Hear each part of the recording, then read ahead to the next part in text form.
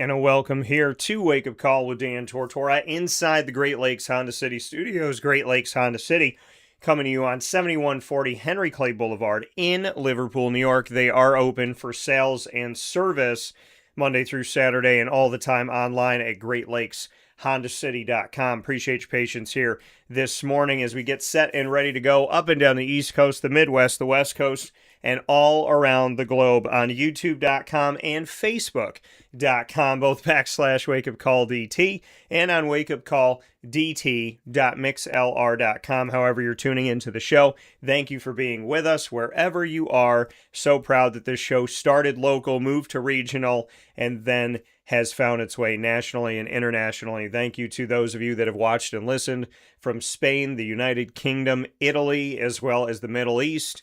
Thanks for those of you that have supported from Mexico, Canada, China, Russia, and so on and so forth. I appreciate you so very much. France, if I didn't mention France, and Germany as well. So thank you for your support. Thank you for your love. Proud to be here with you and proud to spread the good message of God and to let you know, whether you know him or you don't, that he knows you and he loves you. So with that being said, we have a fantastic show set up here this morning inside of the Great Lakes Honda City Studios. We'll start things off inside of MonPazPopcorn.com's What's Poppin' with our first guest, Amir Everson. Amir Everson will be joining us in just a moment. My special with Amir, as I have the opportunity to share that here with you. I was on the road this week and had the opportunity to speak with Amir. He comes to us from the Institute of Technology at Syracuse Central, aka ITC, and he is a defensive tackle and left tackle going into his junior season with the team, and he wanted to share his story. Him and I crossed paths a few months ago when I was at an event where a bunch of kids that play football here in Central and Upstate New York could get together with all of these different schools and showcase themselves, and with that opportunity to do that, I was happy to cross paths with a bunch of the student athletes of all different schools, and Amir and I spoke after the event, and he said, I would love the opportunity to come on your show and tell my story.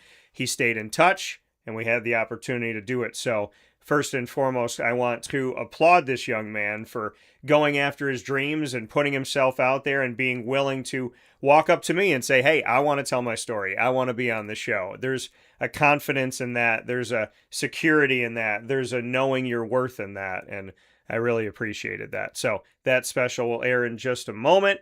And then at 10 a.m. Eastern time, I'll have the opportunity to continue on in telling the story of the Binghamton University Bearcats, something we've done for over 2 years, and that is bring you our multimedia marketing partnership with Binghamton University and all of their sports. And today, Allie Yaeger will join the show once again, the head coach of the Binghamton Bearcats women's volleyball program, as she previews the 2026 season at 10 a.m. Eastern time. And we'll round out Tuesday, as we always do, with the ingredients to success, proudly presented by the wonderful team at Avicolli's. And today's topic is to keep going even when you trip. So we'll talk about all of that coming up in just a moment, as Amir's special will be here for you right after this. Hi, this is Gina Husted. I'm part owner of Skippy's Ice Cream. The other half is my better half, Don Husted Jr. When somebody comes up to the truck and it's a family, it's nice that the older generation is nostalgic and they can tell the younger generation, back in my day, we used to have the truck around our neighborhood. So now you're lucky because the truck can come to your party, and you're lucky that this truck is at a festival and you're getting to buy the ice cream. And basically we're ice cream that comes to you now, specifically comes to you, not for you waiting for us, we're coming to you. We will do neighborhoods if you have a block party. We do birthdays, we do anniversaries, we do celebrations of life, we do wedding showers, we do festivals, we'll do corporate events, we have a lot of corporate picnics, we have family reunions, so it's a whole wide range of whatever party you have, we'd love to be at. We're so appreciative of the community, always coming up to us at festivals and calling us to have different events. We have a lot of return customers. We always have people coming up to our truck. We're always there for the community. We always try to give back to different organizations and fundraisers, and so I think the community sees that. We like to give back to them. This is where we live. This is where we were raised. This is where our kids were raised. So the community is very special to us. I mean, obviously we've lived here our whole lives, so it means a lot that they come up to our truck and that they choose us because we're just there to please the community and deal with as many people as we can in this community, because this is, like I said, where we were born and raised. If you'd like to get in touch with Skippy's Ice Cream and have us at your next event, I would suggest using our email, skipthecake, SKIPTHECAKE, skipthecake@gmail.com. That's the fastest way to get a hold of us. It's the easiest way to get a hold of us, and that's going to get the fastest response from us. If you choose to call, if you don't have an email, then you can call 315-456-9750, and we'll be glad to get back to you as soon as we can. Skippy's Ice Cream, the original ice cream truck.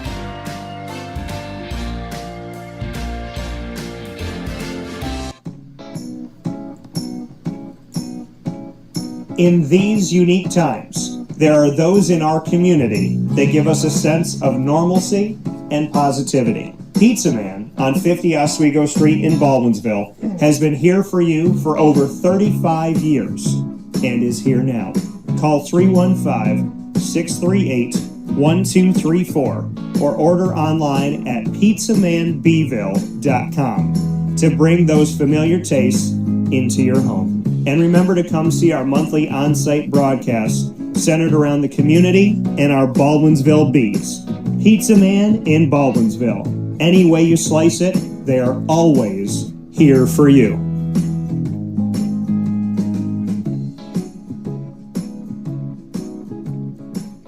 Life gets busy, and sometimes that means us running around. So Canine Camp Dog Daycare offers you an opportunity to give your dog a place to stay while you take care of what you need to throughout the day. Canine Camp Dog Daycare is located on 228 Old Bridge Street in East Syracuse, New York. You can see it from the highway, and it's just off of Erie Boulevard across from BJ's Wholesale Club.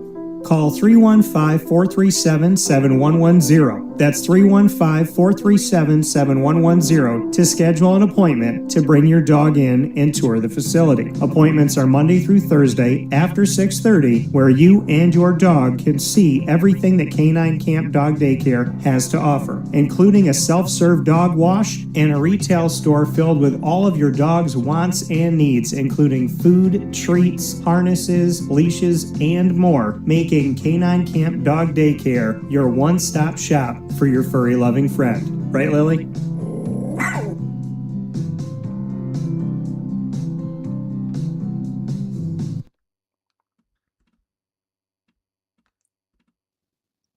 And a welcome back here to Wake Up Call with Dan Tortora inside of the Great Lakes Honda City Studios. Great Lakes Honda City coming to you on 7140 Henry Clay Boulevard in Liverpool, New York. They're open for sales and service Monday through Saturday and all the time online at GreatLakesHondaCity.com. Of course, we're here with you on YouTube.com and Facebook.com, both /WakeUpCallDT, and on WakeUpCallDT.mixlr.com, our internet streaming radio up and down the East Coast, the Midwest, the West Coast, and all around the globe. I am here with Amir Everson, defensive tackle and left tackle for the Institute of Technology at Syracuse Central. I am here with Amir Everson a few months back at a recruiting opportunity for the student athletes here in Central and Upstate New York. He came up to me and said, "Hey, I'd love to be a part of the show. Would love to tell my story." And you know I'm all about that and always happy to do that. So it's my honor and my privilege to have the opportunity to finally get to do that. Amir, how are you? I'm good. How are you?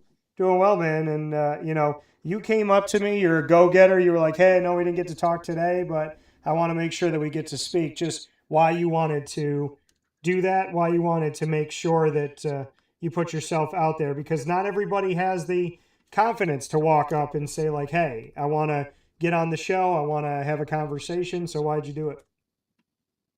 I think just because like many athletes like me, their voice deserves to be heard. Not like how you said, not a lot of guys have the courage for it. There's a lot of athletes, probably, I can name some of my teammates, not even to point no fingers, I probably wouldn't do it. But every athlete deserves to be heard. We play this sport for a reason. I like the quote where if it was easy, everybody would do it. So. Yeah. And I mean, having that self-confidence and, self-worth and belief in yourself to say, like, I want to tell my story. Where does that come from? Your gumption, so to speak, that some people say, or that confidence to walk up and say, I want to create an opportunity for myself as opposed to an opportunity coming to me? It's just my like family life. Drive. I have a father that's his own entrepreneur. My mother's going forward herself, trying to be a nurse. I have uncles that played the sport before me. Everyone in my family has kind of been around sports their entire life, even my mom, and they've always just tried to push themselves to be better. They've always advocated for themselves. So definitely how I was brought up, I would say. What do you want to say to mom and dad when you're here in this moment? Everything they've taught you, what do you want to say? Biggest thank you to both of them. They've done so much for me. They've put me here. They've put me in this school. They've put me in this position. Um, they gave me the size to be able to get looked at and go to these camps like this. So big thank you to both of them. What's your dad's first name? Rashad. Rashad. What do you want to say to Rashad? Specifically Um, about like maybe something he's taught you or something that sticks with you. it's really his drive. It's definitely him being his own entrepreneur. He sells vehicles. He's out on the auctions almost every day. Bringing. I have two little sisters. He brings food for them. He puts a roof over our heads. He does a lot for us. I definitely the biggest thank you to him because he showed me a lot. His quote to me is it's just talk until you do it, and I can do a lot of talking right now, but hopefully this season, it pictures out to where I want to be and how I want to be for them because I do it for them, and it's not even for me. And then with your mom, what's your mom's first name? Asha, What is it? Asha? yes. What's your favorite thing about your mom? I think her. I would say, in other words, like attendance. She's always there for me. She's always every game. I can count on one hand how many games my mom's ever missed. Right. I've to get into me. I've had two knee surgeries on my right leg, and she was bedside right there with me through that. Because of this sport, and I still play it to this day. So mom and dad there for you, providing opportunities for you. Those opportunities that have been provided, why did you choose to take them? You have to have the desire and the want to. So where does that passion essentially come from for you when it comes to football? With football, they call it a kids game, but grown men play it and they get paid for it. I think money is a big part of it, but it's also because I love this sport so much. It's all I've known since I was like 5, and it's growing up around it. Back then when I was 5, I probably wasn't a D tackle. I was probably in the backfield, but I now I can say that I'm going into the backfield for other reasons, and it's just it's a warming experience knowing I've grown with this sport so much, and I can do something, I can make something out of it, and I can provide for everyone around me. I'm a very social person, so I like to provide for people and give back to, especially. I came from little youth teams that would play, and I still go to youth games and might rep the jersey even if it doesn't fit me anymore, just to show that's where I came from. But You said you've been playing since you were 5. What made you want to play football? Why that sport? um, definitely my older cousins would play it, so I would go watch games as a little one and see all the hits, all the contact, see that you can just run around with a helmet on with a ball, and it seemed so fun when I was younger. It meant something to me then, and I feel like even when I was losing to my older cousins in Madden or my uncles, like it's just I want to be, it made me, as a little kid think like, okay, as this character in Madden, I want to be that character one day. What makes you believe you can be? Definitely my motivation and my drive and my work ethic for sure. So having that motivation, that drive, that work ethic on a tough day when things don't go your way, practice is difficult, it's hot outside, you're in a game, you miss a tackle. How do you keep going? How do you keep your motivation when you struggle and when you have adversity? it's my ability to take accountability that really helps me. Knowing that, okay, I messed up now, but 4 quarters in a game, that's an hour. You get an hour of football every single game day at the minimum. That's an hour to make plays. That's an hour to come back stronger. Just because you're down touchdown now or a touchdown there doesn't mean you can't win the game. And it shows that there's always the next play. Definitely, for sure. Well, and I think that plays into life, right? One play is not the next 50. This game is not the next game. This quarter doesn't have to bleed into the next quarter. I love that. I love that because it speaks a lot to your maturity. It speaks a lot to how you handle life, that you understand that you have to not but you have to let the last play go, good or bad. How do you not focus on the past and stay focused on the present? Um, I kind of put life into it a lot, staying focused on the present because I mean I can have a bad day today and come out greater tomorrow. I mean, if we're being realistic, I haven't had I had a to pull examples. At practice the other day, I missed a block and came back. I said, "Coach, that was my apologies. I messed up there." Yeah. And we evaluated it. We thought about where I can do better, what I need to do on that play, and we ran it again.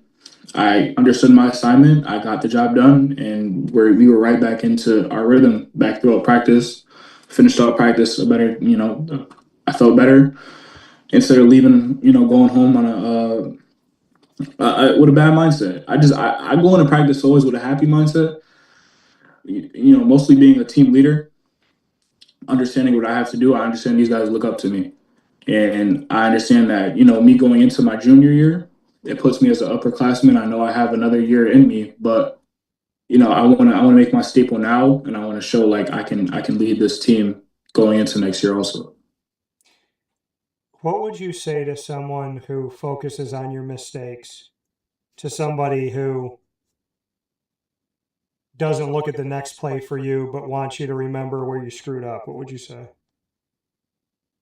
Um, I would say that it doesn't always matter, you know.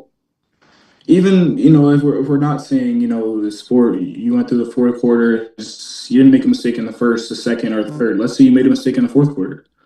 Um, it's how you finish. You can make a mistake going 100 miles per hour, is what my coach would always tell me. But I'd rather you make that mistake going 100 miles per hour instead of you just being in your head too much and making a mistake because you didn't do anything. It's really your ethic and how you choose to go about situations, and Yeah. it's where your head is at. What's the toughest moment you've ever had, either on the field or off the field, when it came to adversity? Like a moment that you really felt like you learned something special about life? Um, I can relate that to when I did get injured. I had a season-ending injury in my 8th grade year. It wasn't really season-ending. It was in the championship game of my youth football team. I fractured my knee, and going into that, I was obviously sure, like, okay, we can repair this. I can play football again. Mm-hmm. And I went, through the rehabilitation process, got back right. And last year, my sophomore year, I had an actual season-ending injury in the third game of our season, and I dislocated the right knee again. It made me evaluate that, I got to start looking into options that aren't football, and it's just as important. And I'm glad I have the grades that I have because it still puts me above most, but it's still more important to understand that it's this is a God given sport. He can take it away at any opportunity. You gotta be more mindful and more appreciative of the things around you when you're off the field because it can be gone like a snap. Well, and that's the thing, like you talk about appreciating the moment, living in the moment. How do you live in the moment? How do you kind of make sure that you're focused on the here and now and not looking ahead or looking back in the past? I appreciate who's around me. My teammates have done a lot for me. I love those guys with all my heart. I've been around them for Lord knows how long. I grew up with some of these guys in high school that I've been with since I was 5 on that little youth league team. I've been through a bunch of teams with these guys, and they're still with me now. And it's just it's more than just a sport. It's connections. It's you're looking forward to something other than just going and putting on the pads every day. You're looking forward to the connections and the people you're around. For you, Amir, I mean, we're talking about all these things where sports meets life, which is the tagline for Wake Up Call. Have you always considered yourself to be a more mature kid, or is that something that you realized more recently? Because I feel like I'm having these philosophical conversations, forgetting that you're a teenager right now. Yeah, I feel like it's something that I definitely grew into Yeah. from experiences of being around, 2 high schools and throughout all of middle school. I think it's something I definitely grew up into, and that I wasn't always like this, but I kind of, it's for the better. It's definitely, I like being called that mature kid, and especially by peers and teachers. So for you, as I'm here with Amir Everson from the Institute of Technology at Syracuse Central, he's a D tackle and left tackle, so offensive and defensive line he's a part of here. And of course, we're on Wake Up Call with Dan Tortora inside of the Great Lakes Honda City Studios. Let's get into the Institute of Technology, ITC, Institute of Technology at Syracuse Central. What do you like about this school? What should people know about ITC? Our programs are great. Outside of just sports, we have a lot of like I'm in the auto tech program. I learn a lot about vehicles. It's a very good program if you want to, not have to pay a mechanic when you're older. It's good to know what you want to do for yourself and how to make those own because I mean we'll all be driving one day as kids. So it's good to know what you want to do and if you do own a vehicle one day, how to work it and fix things. What made you want to connect in the automotive world? I know you said like you don't want to have to use a mechanic and whatnot, but what else about it was enticing to you or interesting to you? It's also a good career path. It also pays well. It's very informative. I like knowing things. I like getting hands-on, activities. And with my father being involved in vehicles, it helps a lot further down the line. So ITC overall education, because you talked about the automotive side, but what do you feel like you're learning overall at ITC? I think it's just other than being around my peers and having good connections. I think that it's a very good informative school. It has a lot of good education. I feel like I'm a big history guy. I've learned everything history wise. Yeah. I learned my way around. You learn like the teachers are more like not like friends, but they're just like you can connect on a real level with them. You can they really understand you for who you are as a student. And having that relationship with your teachers, how would you describe just kind of how they go the extra mile for you, that it's not just simply teaching you, but how do you know that they actually really do care about you? Definitely see it in their drive and how they speak to the students around us. Like teachers, when they steer off of the topics to really get to know the student for who they are, you really tend to appreciate it more because it helps you engage with your teacher more and understand the class better. When you can see your teacher as somebody like you can go to for other things, like hey, I'm not feeling well today. Hey, I had an issue at home. Can we talk about this? Can I step out for a second? Like the teachers are all like compatible with that, and it really helps out a lot.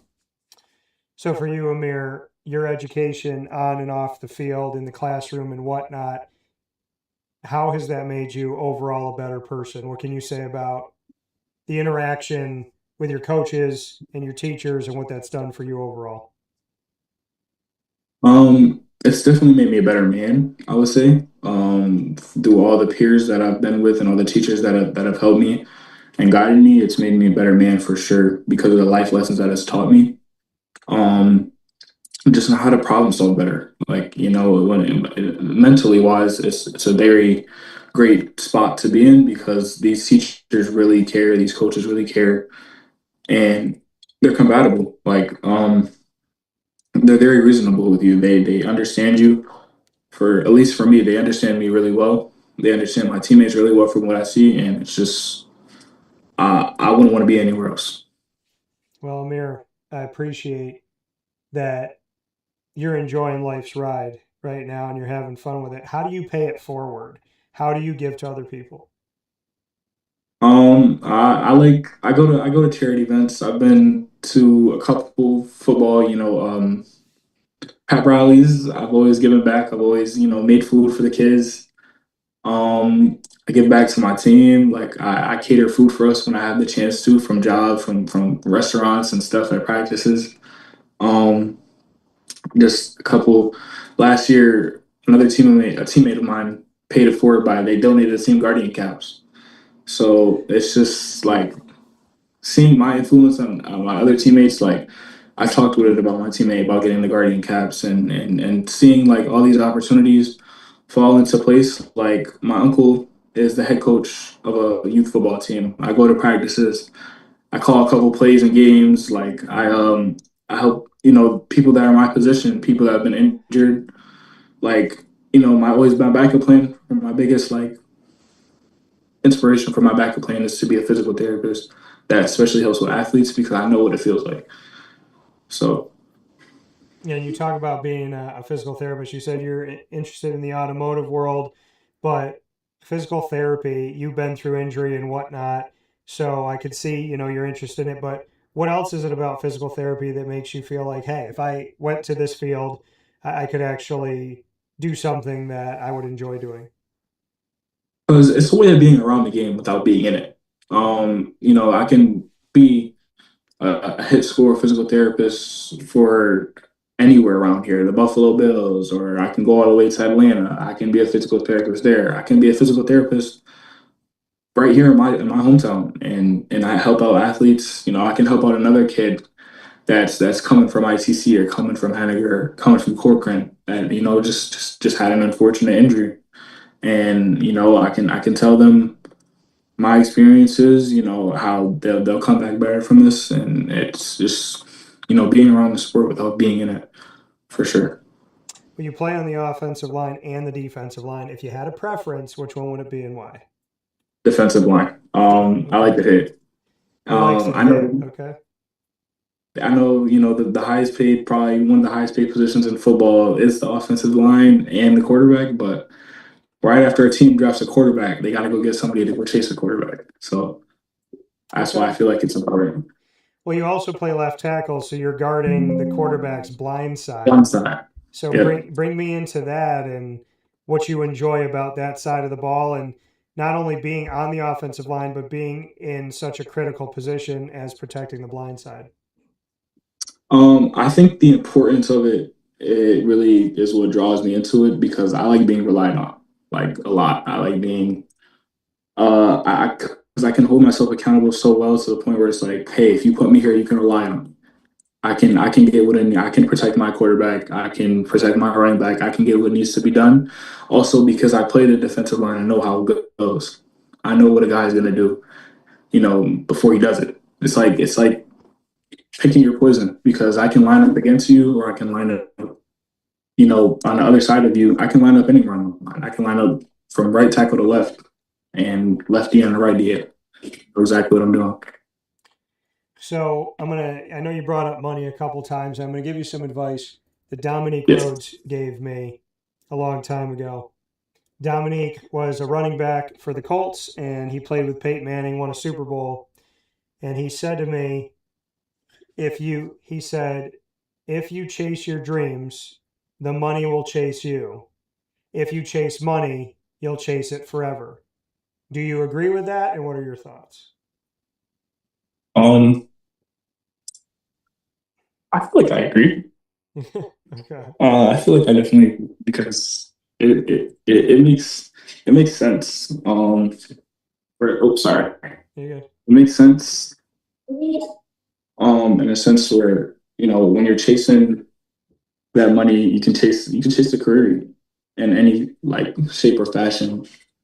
Um, but it's like it's kind of like a two-handed like quote. I think it's interesting. I don't really have much thoughts on Yeah. I mean, essentially, it's the notion of don't chase the money, chase your passion and your dreams, and it'll all come together, essentially. it. Yeah. So let's play some rapid fire. We're here with Amir Everson. We can ask each other any questions, any topic. Doesn't have to be sports, doesn't have to be football. You'll ask the first question, I'll ask the second. We'll go back and forth to help us get to know you a little bit better and to give you the opportunity to do what you never get to do, which is interview somebody. So, what is your first question? Um, what is this business like for you? Like, how much do you really enjoy it? Like, I know you enjoy it, but like, did you no actually scratch that? Did you picture yourself doing this when you were my age, around 16? Yeah, I picture myself being a broadcaster. I definitely have always been a storyteller. I did see that, I wanted to be on SportsCenter, be on ESPN. Funny thing is, I got to sit behind the SportsCenter desk at ESPN dream job down in ESPN The Weekend that used to be at Hollywood Studios and Walt Disney World. I won it, and I also got to work with 3 ESPN affiliates before I started my own company. So I would say, yeah, I mean, I always had the vision and the mission and the desire and the dreams to bring it all to life. Always thought I could. And I would say it is the most confident part of my life is chasing my dreams. If I carried this confidence into some of my personal life, I'd be unstoppable. But I definitely have it in my professional life. My question back to you, Amir. If you took over my show tomorrow and it was Wake Up Call with Amir Everson, who would be your 3 special guests? You can have anybody. And who would they be and why? My three special guests. Mm-hmm. I think I feel like I would bring three anybody. Okay. I would bring up Pat McAfee. Okay. Um, You got Pat to tell me McAfee. why for each of them. Okay. Pat McAfee. I'll bring up Aaron Donald, Okay. and I think I'll bring up my high school quarterback. His name is Freddie. I think I'll bring up my high school quarterback. Um, and mainly because Pat McAfee, because of his humor and his understanding of the game, Okay. and how well like he storytells as well. I think I would bring up Aaron because we played relatively around the same position, and he understands the game well as well. Okay. And I would just bring up my quarterback because of who he is as a person. He's very funny. I think he would definitely get the views up because of his joking and storytelling mood. So I think that's why. Okay. I like it. What's your next question for me? Um, what made you? Well, what's your favorite sport to like be around and why? I like so many sports and I enjoy them all. I would say the one I could watch all year round and never get sick of is football. I love watching it. I love trying to figure it out. I love being a student of the game. I would probably sit with the coaching staff and watch film for hours. So I would have to say football. My question back to you, if you could sack any 3 quarterbacks currently playing in the NFL, who would you want to be your first 3 historic NFL sacks and why? Um, it's gonna be a backhanded one. I would love. I'm a Bills fan, but I would love to sack Josh Allen. Mm-hmm. I think why is because he's such like a monster on the field. He's so hard to get down. Um, he's so like it's just you don't tackle 6'5", 265 easily. Um, Definitely my second one would be Lamar Jackson. He's definitely probably the hardest quarterback to get down, just because of his elusiveness, his ability to make a man miss, and just how he plays the game. you don't get him down easily, not because of his size, but because you never really know where he's at on the field. Okay. And current, I think my last one would be, I want to say the reigning MVP, Matthew Stafford. He doesn't go down either. He gets the ball out quick. And his similarities of it is because I can jump thinking I made a play, thinking he's throwing it this way, and his eyes are just looking at me and he threw it 40 yards in front of me. So it's definitely would be my achievement second also. Okay. What's your last question for me? That's what well, who since you asked me who I would pull up, what's your biggest goal with this ability that you have to bring people up on the show and get this exposure out and have these abilities? What's your biggest goal with doing this, and have you achieved anything like it yet?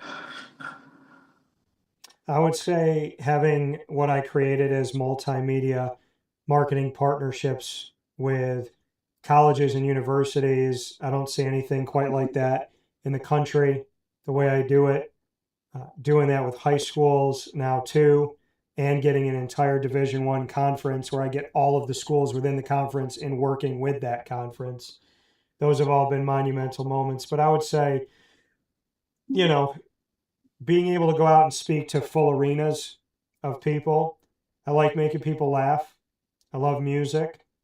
I believe I'm a good public speaker and a good motivational speaker. So I would say I would love the opportunity to have 30, 40,000, a million people that I could reach in one sitting and spread my faith, spread the message of God, spread positivity, spread knowledge, spread wisdom, and try to make a difference in people's lives in a even bigger way would be a great thing to do for sure. And I think I'm on my way. I know I am. I would love to do that with somebody by my side. I would say that would mean a lot to me. I've always wanted to be a good husband and a good father more than anything else. So I would ask that as God has blessed me in my dreams, that he would bless me in my biggest dream. I'd say that. And then my question back to you.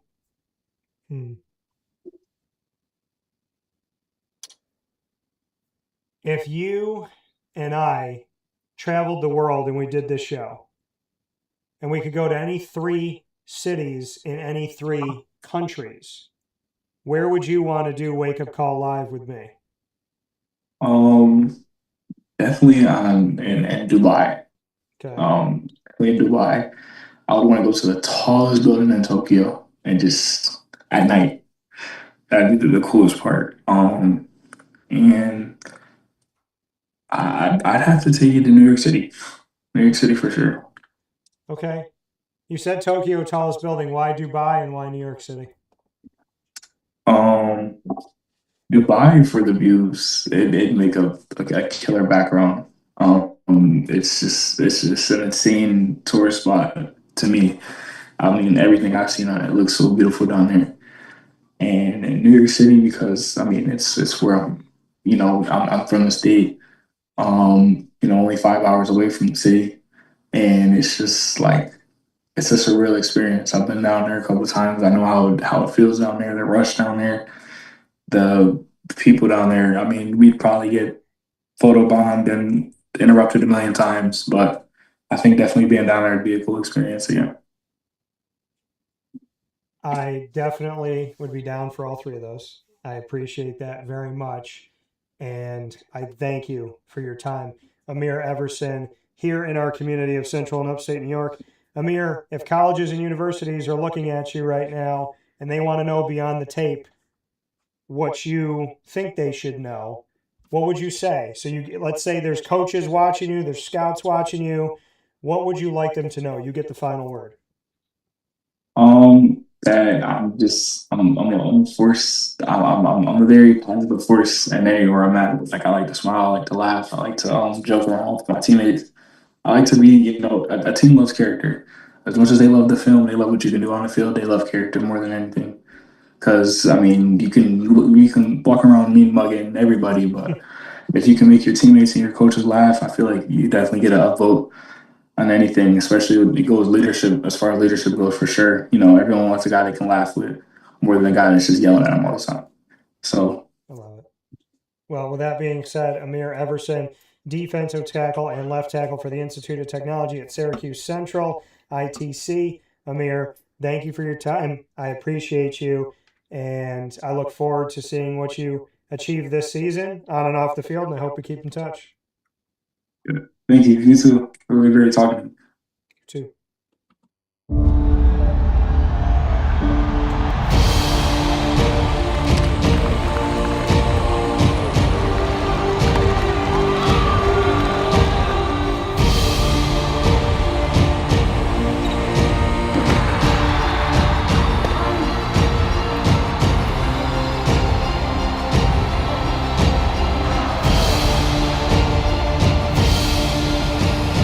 Big West, only the bold. Looking for your next ride? Look no further than Great Lakes Honda City, located on 7140 Henry Clay Boulevard in Liverpool, New York. Serving our community for decades, their new and pre-owned vast array of vehicles are available to you Monday through Saturday on site. To search from home, shop at GreatLakesHondaCity.com. Call 315-365-5576 to set up an appointment. That's 315-365-5576 for Great Lakes Honda City, 7140 Henry Clay Boulevard in Liverpool, New York. Great cars, great people, Great Lakes.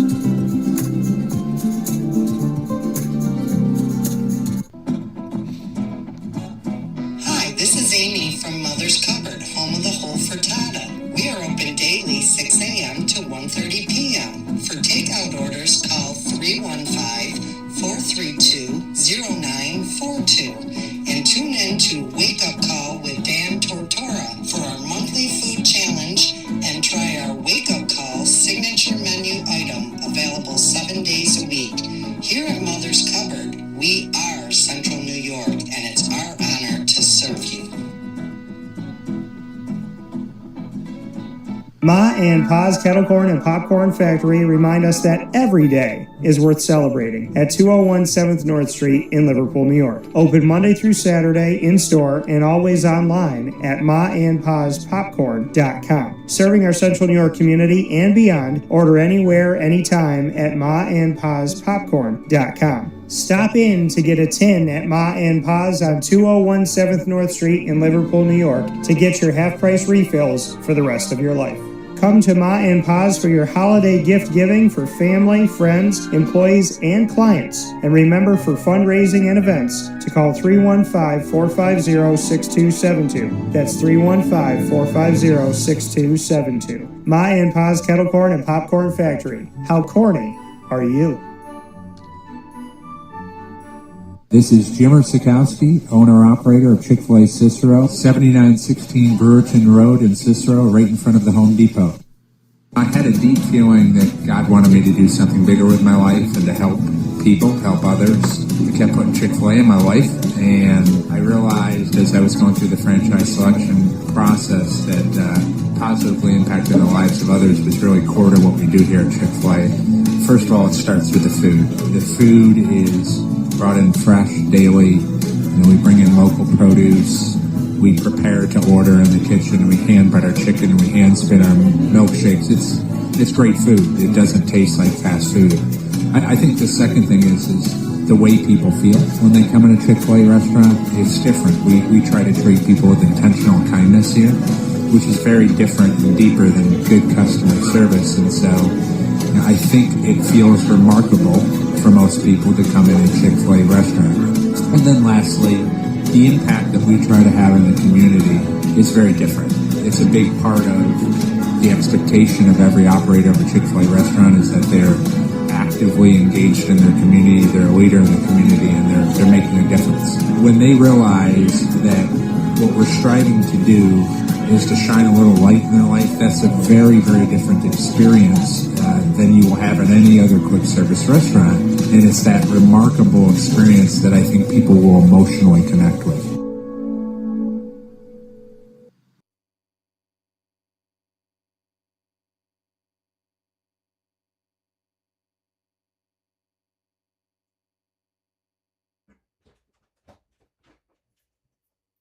And a welcome back here to Wake Up Call with Dan Tortora, where sports truly meets that thing called life. Proud to be here with you and appreciate being here with you every Monday through Friday from 9 a.m. to 11 a.m. Eastern Time. So always happy to be here rocking with you where sports meets that thing called life. I thank you for being a part of the show up and down the East Coast, the Midwest, the West Coast, and all around the globe on YouTube.com and Facebook.com, both /WakeUpCallDT and on WakeUpCallDT.mixlr.com. So thank you for being here with us. Thank you for being a part of the show, and thank you for your support over the years. Truly means a lot to me. All the guests that we've had on this broadcast, to say at this point, and I've lost track, over 6,000 guests have been here on Wake Up Call with Dan Tortora. We've had the opportunity to work with many different businesses. We've had some of our businesses with us for over a decade. And so for your support, for your belief, and for just being a part of the ride and being a part of this journey, I thank you so much. We've only just begun, and I know that good things will come and move us forward. So thank you for your help. Thank you for your support. Thank you for being here this morning. Truly, I don't think I can ever say thank you enough for you just being a part of what we're doing here. So I thank you for it, and I appreciate it tremendously.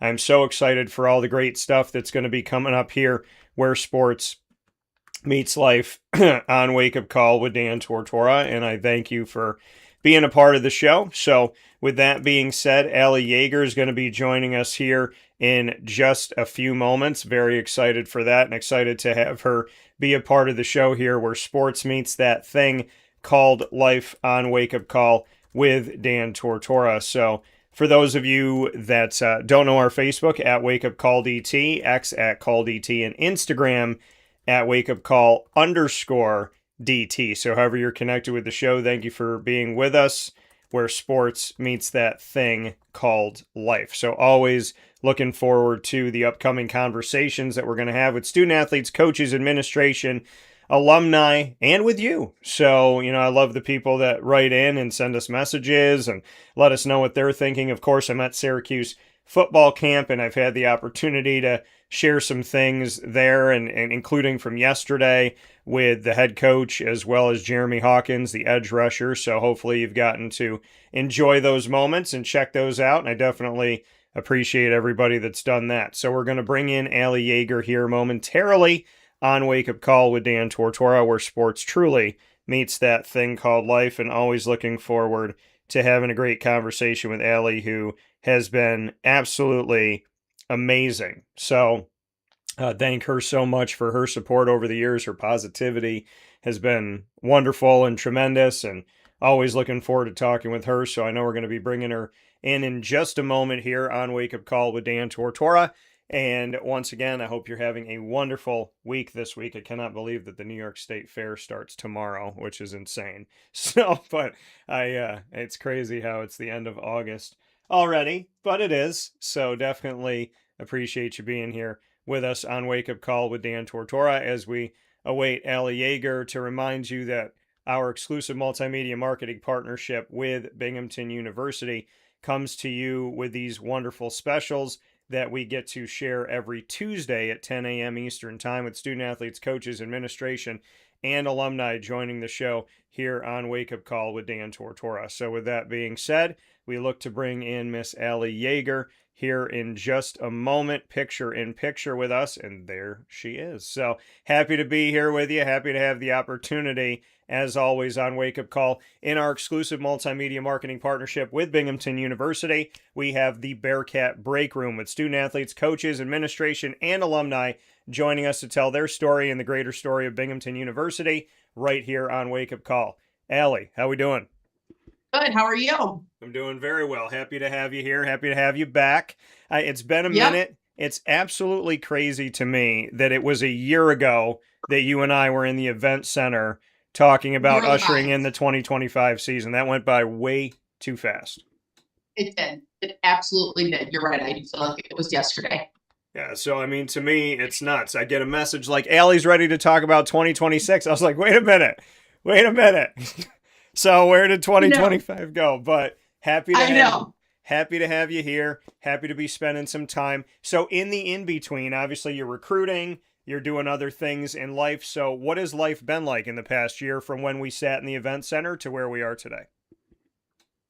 We have such a young team. I feel like I keep saying that year after year after year. But we did a lot of work on ourselves and our program in the spring. So we are super excited to put our product out on the floor this fall. We're another year older, as am I.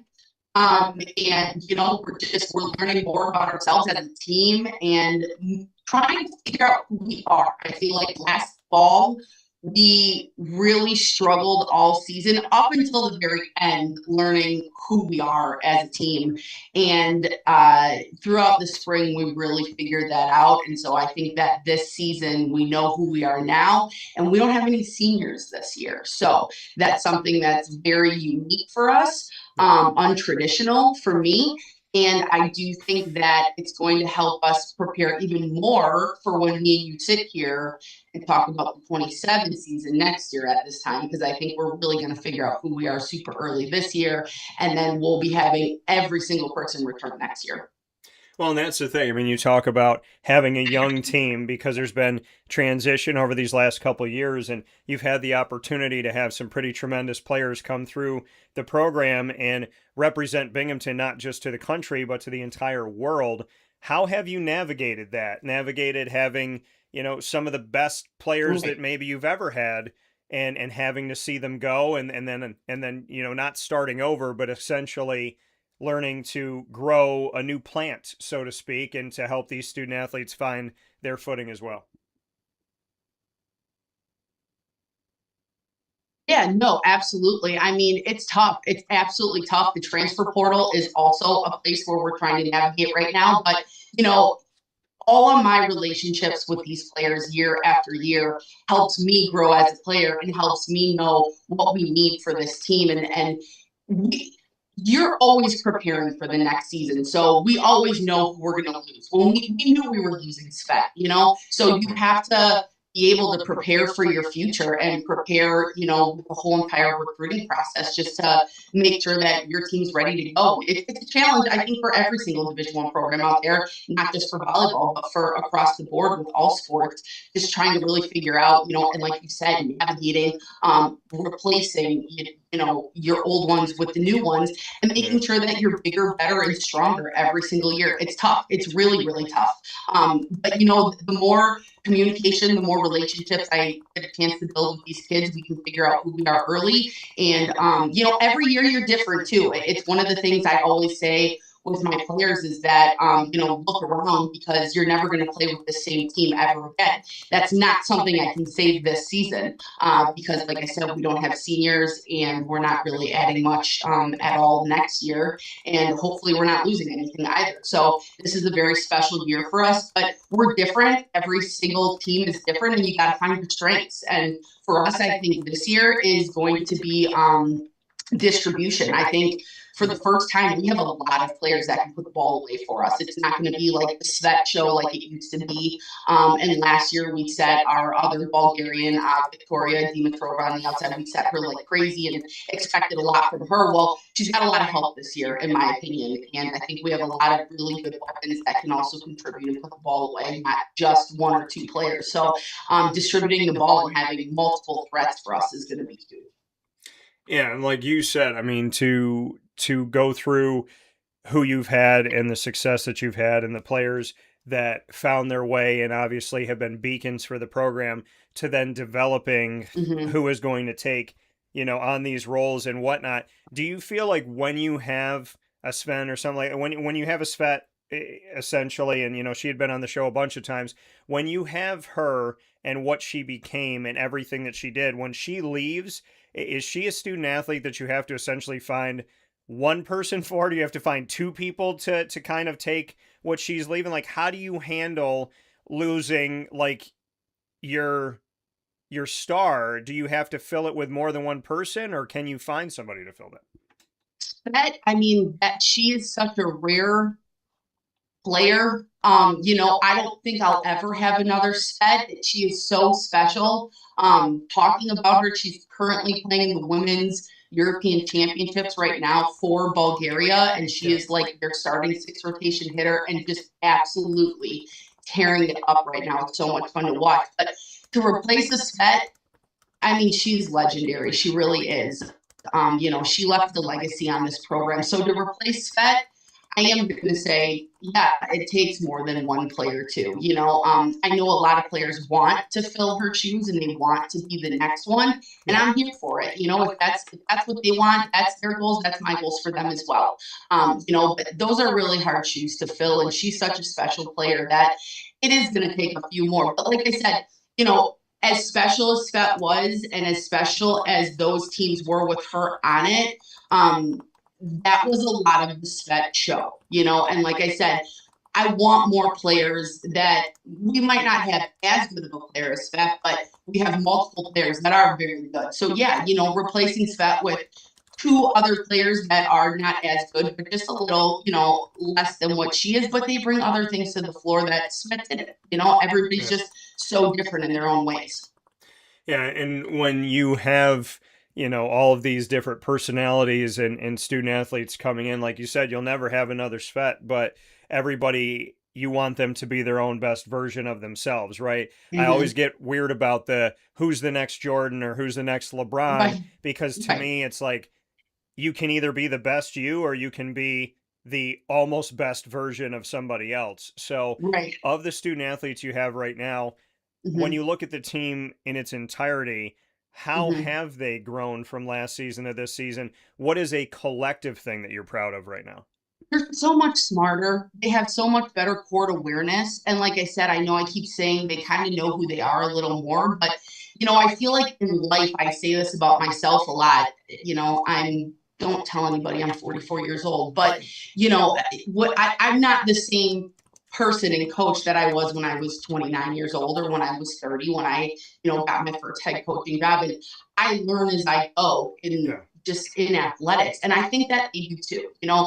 I always say the best thing about my sophomores is they're not freshmen anymore. They're not making the stupid freshman mistakes. They're not doing the stupid freshman things that they did as freshmen. So as they get older, they're learning so much more. The competition in our gym is awesome. It's really, really good. So the competition in our gym is making each and every one of them a better player every single day. And they're smarter. They're not making as dumb of errors and mistakes that we used to make, last year when we were growing and trying to figure things out. So we really worked on ourselves this last spring, and back setting my players out of the back row was something that we really worked on and got really good at. Not making as many stupid errors. We're really scrappy as a team. I mean, when you watch us play, that's a word that I would use, is defensively. I mean, we better the ball. We get a crazy touch on one. The next player makes it a better ball. And before you know it, we're hitting a good solid ball over the net off of the scramble play to begin with, where we were out of system to start. So we have defensively, they're held to a very high standard in our gym, and they know that the ball can't touch the ground. So, they do a really good job at being scrappy in our gym, which holds people accountable to their left and to their right. If one person's diving and flying across the floor and diving into bleachers, everybody else is like, well, then I need to too. I can't just let a ball drop. So I think, defensively, we're significantly better. We're scrappier, and we're smarter. Yeah, you talk about the defensive side, and in any sport, defense is the one that is the less luxurious. What have you done to sell the defensive side of being here on the volleyball court, the importance of it and the value of it? Because, people like to score. They like to be the one that gets the point. They like to be the one that moves the team forward. But we all know that defense is something that without it, it doesn't matter how good you are offensively. Defense is the thing that you need to shut down in any sport, wherever we look. So how do you sell the beauty of defense, the essence of defense, and the importance of it? We talk a lot about creating opportunities to score. We don't create opportunities if we can't. So, we talk constantly. The more we dig balls, the more we're creating opportunities for our hitters to put the ball away. So that's one of the main things that we really, really stick to when it comes to defense. Don't stand and watch. Go for the ball. That's just something. I was a libero in college, so defense and ball control and serve receive is something that's very, very. I take a lot of pride in it. It's very dear to my heart, and it's something that I became obsessed with as a player. I wanted as many digs as possible. I never wanted the ball to hit the floor. So just going off of my experience in college and what I used to love, I really try and pour that into my players. And especially my liberos, I want them obsessed with their stats. Not in a selfish way, but I mean, if they're selfish about their stats and getting digs, like I said, we're creating opportunities for our hitters. Allie Yaeger here with me on Wake Up Call with Dan Tortora in this edition of the Bearcat Breakroom in our exclusive multimedia marketing partnership with Binghamton University and here inside the Great Lakes Honda City Studios. I want to look at this roster for a second as far as the chemical makeup of it. So we have Wayne, New Jersey, Little Elm, Texas, Westfield, New Jersey. We have Parker, Colorado. I'm going to try this one because Lord knows that this is not an easy one, but we have Ulsteinvik, Norway. We have, or Ulsteinvik, I don't know, Norway. We have Rochester, New York. We have Irvine, California. We have Louisville, Kentucky, Loveland, Ohio, which is one of my favorite names here. We have Victor, New York, Sofia, Bulgaria. We have Pakuli, Latvia, Berkeley Heights, New Jersey, Altona, Manitoba. We have Madison, New Jersey, Pewaukee, Wisconsin, Rome, Italy, and we have Plovdiv, Bulgaria. So putting this roster together, bring me into it, Allie. We are all over the world on this one. We are. Our international players always play such a huge role on our roster. And, so many people ask me why, and so many people ask me how we get these players. And, we love our international players. They've always been some of our most successful players to come in and out of our program. They bring a different level of competition to our gym. They bring a different skill level. Majority of our international players play for their national teams. So they come to us playing at a very high level. They train with their national teams over the summer. Currently, right now, our player Marta from Latvia, she is playing for the women's Latvia national team in the same tournament Svet's playing in right now. So she hasn't even been to campus yet. So she will be a little behind when it comes to our program when she gets here, but she will be coming from playing at the absolute highest level in the world right now. So we're super excited for that. But yeah, I mean, we recruit from all over the world, and it's fun for us, and our players love it. They love the different cultures that we bring.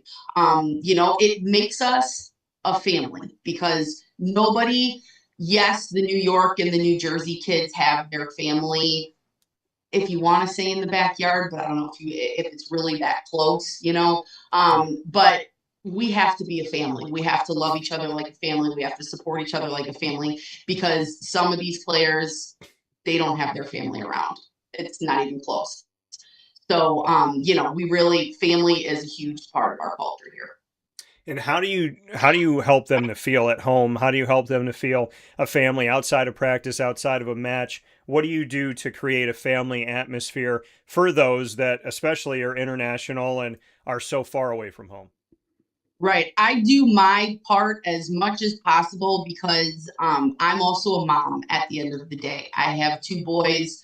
One that I'm currently sending away to college tomorrow. So this is the first time I've ever been put in my parents' shoes, like all the rest of my players. And I'm finally getting a dose of my own medicine. So to love them, honestly, to love them like they're my own. I love these kids, and I call them kids. And I know a lot of people out there, in press conferences with the big time coaches are like, they're women. Of course they're women to me, but they're my kids. I love them like they're my kids, and they're always going to be my kids. So I always call my players my kids. I've done it since I started doing this job because I do. I love them like they're my kids. We make sure we pick up the international kids. They all fly into JFK at the same time. I make sure my assistant is there with a huge van that we rent and make sure that they feel safe as soon as they get here. We have lots and lots of dinners at my house, lots of parties at my house. We have a Halloween party where we carve pumpkins. We'll have a Christmas party. We get together for barbecues all the time. That's just the culture that we build. My door is always open. I love it when my players come in here in between class and practice and grab a snack, and I just get to talk to them and I get to catch up with them. And, a lot of times the international players, they're on like an 8-hour time change from where we are right now. So a lot of times they're coming in right before practice, FaceTiming with their parents, saying good night to their parents who are going to bed. And I get to say hi to the parents, when they're here. And I'm always like, I promise they're being taken care of. You guys can call me anytime you want. So like I said, it truly is a family culture here. And I wouldn't want it any other way, because at the end of the day, they're human beings first, and volleyball, comes after that. So, they need to be loved. They need to be cared for. They need to feel safe.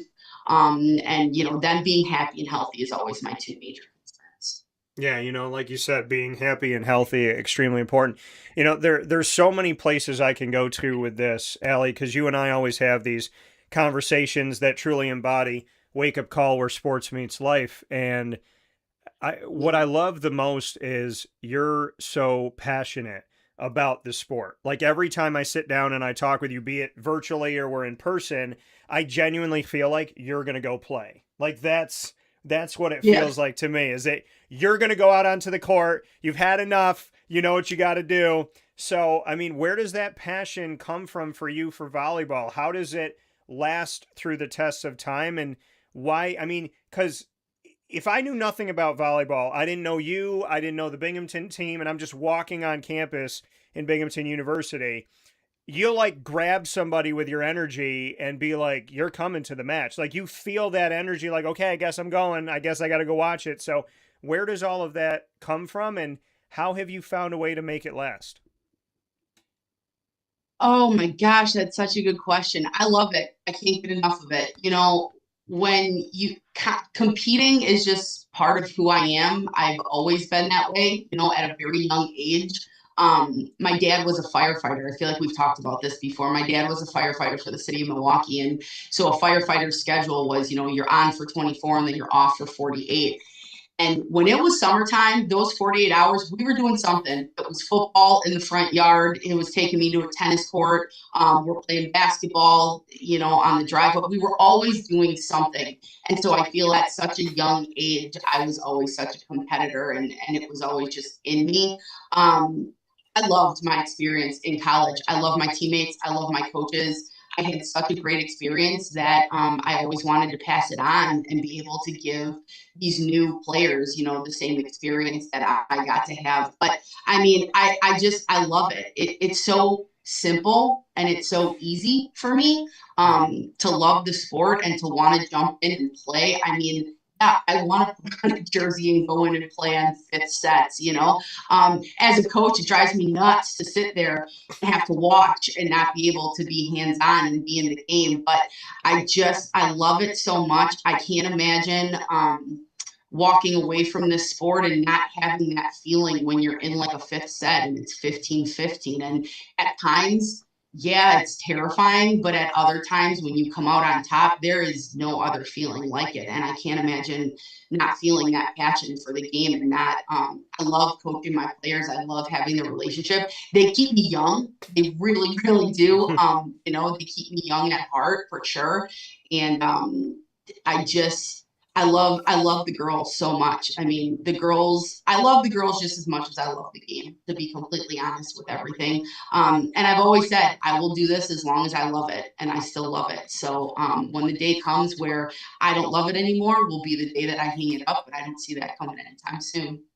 Well, and I look at it like this. I had the opportunity to speak at Johnson College in Scranton, Pennsylvania a few years back, and I spoke for like an hour and a half about entrepreneurship and business. And then the teacher was like wrapping things up. And I looked at the teacher. I was like, do you mind if I say one more thing? Like God put something on my heart. He was like, you have to say this. And it was almost like, I'm using you as a vessel. Don't even think about it. Just say the words. And they've stuck with me the whole time, but it goes off of what you said.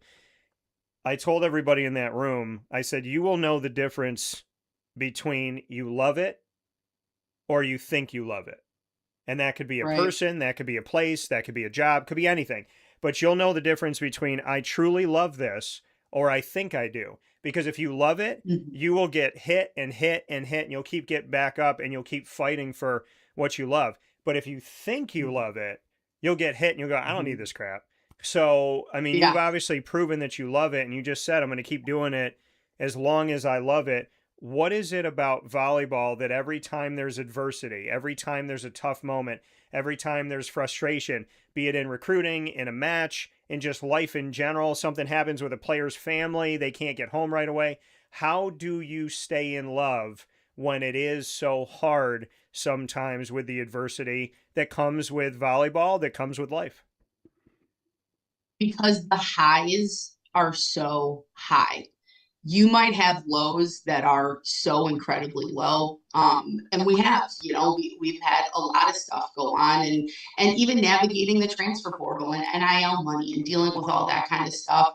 We had a couple of years ago, we had 4 of our best players transfer out of here while we were losing Svet as well to graduation. And the lows are so low, but the highs are so incredibly high that they make up for it and they keep you going because, there's been a lot of stuff that's come across my plate over 20 years now of coaching, and to stick in it, because if it's about one kid or another kid that is something that's not good, you still have 15 other kids in that gym that you need to be here for. I talk about it all the time with players, how sometimes they need to understand that, they show up every day and they worry about themselves, as they should. They're Division I athletes. They need to worry about themselves. They need to worry about their mental health. They need to worry about them in the classroom, them performing, their time management. But at the end of the day, I have 18 of them that I have to worry about, plus my coaching staff, plus my own children at home, plus my administration. There's a lot that I have going on. So, at the end of the day, they need to understand that they need to worry about themselves, yes. And I will worry about them, but I got a lot of other stuff going on too. So, like I said, the lows, can they be low? Absolutely. But the highs are what get me out of my lows. Yeah, and I appreciate that and appreciate the transparency. You said a few minutes back that you're bringing your son to college. Yeah. How are you handling this? Oh my goodness. I'm better than I think I thought I was going to be. It's talking about the lows of coaching, people don't understand that there's a lot that we give up. And I don't think talking about that, because I chose to sit in this chair. I chose to do what I do for a living. But there's a lot of things that as a mom, I miss out on as my kids grow up. And this is one of those things, because we open up at Toledo on Friday. So I will be on a bus at 7 a.m. traveling 8 hours to our opening weekend and worrying about that while my firstborn is moving into his dorm at UMass Dartmouth at 11 a.m. on Thursday morning. So I lose that, so I'm very sad that I won't be there. Maybe it's for the best that I'm not there, with how emotionally distraught I will be. But, I'm not a flight away from him. I am a drive away from him. So, I plan on seeing him. He'll be close when I play at Bryant, and when I play at New Hampshire this year, I'll be able to see him. So, I'm hanging in there. It's tough. I love him very much. I'm going to miss him very much. But I'm very excited for him too. He's playing baseball for UMass Dartmouth this year. So, he's already walking into a family of, 35 players. And so I'm excited for him. I'm excited. Yeah, and you said he's going to be playing for UMass Dartmouth and playing baseball, which is awesome. And a congratulations to him. What is his first name? Max. Yeah. So since you're not going to physically be dropping him off at college, This is our time capsule, Allie. What would you like to say to Max that this is going to live on forever? If mom can say the words she needs to say to Max as he embarks on a new chapter of his life and becomes a college student for the first time ever, what do we want to tell Max? He needs to make good decisions, which I know he will. He's a really good boy. And I've prepared him for 18 years for this. And, you know, they say that nobody prepares, you know, the mother for when they leave, but you've prepared them their whole entire life. So I'm so proud of him. He's worked so hard, you know, and we moved here 4 years ago. So, you know, he got thrown into a brand new high school with brand new baseball teams here. And I know he's going to be awesome. He will make good decisions. I have raised him to make good decisions, and I have raised him to be a coachable player. So I expect not to hear nothing but great things from the coaching staff there, that he is the most coachable player on the team or that they've ever had before. But I'm excited. He's gonna be great. Yeah. And like you said, you raised somebody who's coachable. What can you say about today's student athlete and how you've had to navigate? Is it far different? Is it similar? When you're trying to get through to somebody, do you have to navigate a different way? Communication is everything. So what can you say about that? You know, I do. I think this generation is so incredibly different. You know, it was funny because I have 2 recruits on campus yesterday and today, and I was talking to some of the parents, and now, you know, back in the day, parents used to be so much older than me, and now parents are my age when they're here. So I have a lot more to talk to them about. We have a lot more in common. But we were talking about growing up, you know, back in our day with sports and how different it was, and just how different the recruiting process was, and how just so incredibly different everything was. And navigating through all of that is always tough, you know, because the easy way is for me to be like, why can't kids just be like the way we used to be? And, you know, if I didn't like something, my parents were like, tough, you know, finish it. This is what you started, not jump in the transfer portal and find something new. So it's definitely different. I have tried to bring both worlds to it for my child, you know, to the old school way and the new school way. And, you know, but I have to do that every single day with my student athletes. It's crazy that my child is actually the same age as my players now. You know, I never thought I would get here, and I am. But, you know, I think a good mix of the old school way and the new school way, coachable kids, to be 100% coachable and what I want, it's hard. It doesn't exist. You know, I'm a lot softer than what I used to be. A lot of people who know me from back then and then know me now are like, you've changed a lot in a good way. But I used to be so hard on my players back in the day at Seton Hall. And, you know, now it's just things have changed. I've changed. I've learned a lot from my past, and moving forward, it's a little bit of a softer generation, but I don't necessarily think that's a bad thing. You know, at the end of the day, it's just different. Yeah. And you talked about the transfer portal, you spoke about NIL money and whatnot. How do you handle all of that as a coach? I mean, these are things that didn't exist a few years back. Pre-COVID, we weren't dealing with having money allotted to student athletes. We also weren't dealing with the portal, and people call it free agency, but free agency has parameters. This free agency doesn't feel like it has many. So how have you found a way to navigate through this and still build a team in a world that can be very me-centric? Right. It's hard. I mean, it's one of the hardest things that we deal with right now, you know, because we are who we are, and we're Binghamton, and I'm so proud of who we are, and I'm so proud of our athletic department, and so many of our teams, and us included, putting us on the map as a university. But we're not a P4 school, and we don't have all this money to give. And do we lose kids to money? Yeah. I mean, like I said, I lost a handful of kids 2 years ago to a significant amount of NIL money that I don't have. So what I can give is myself, and I can give a good experience here. You know, that's one thing that I really try and do is to have a good student athlete experience. After 4 years, I want my players to be like, that was the best 4 years of my life. And if I had to do it all over again, I'd do it all over again. And I choose you, and I choose Binghamton, and I choose this program. And so we just really try and give them the best experience possible. If we can't give them the NIL money, and we're in the works, we're working on it, we're talking to some people, and hopefully in the future that we can start competing at that level with having more money to give to our student athletes. But in the meantime, I can promise them that we're going to be competing for a championship every single year. A championship is on the table for us every single year, and I truly believe that.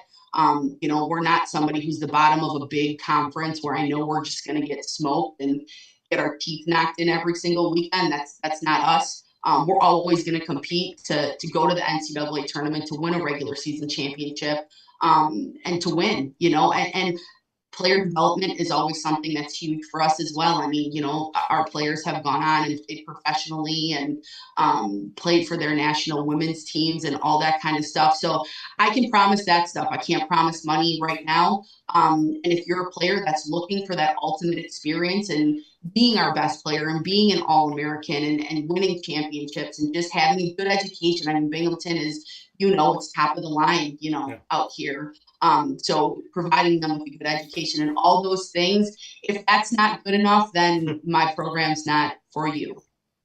Well, yeah, and I think, Allie, and I love that you mentioned that and you said that.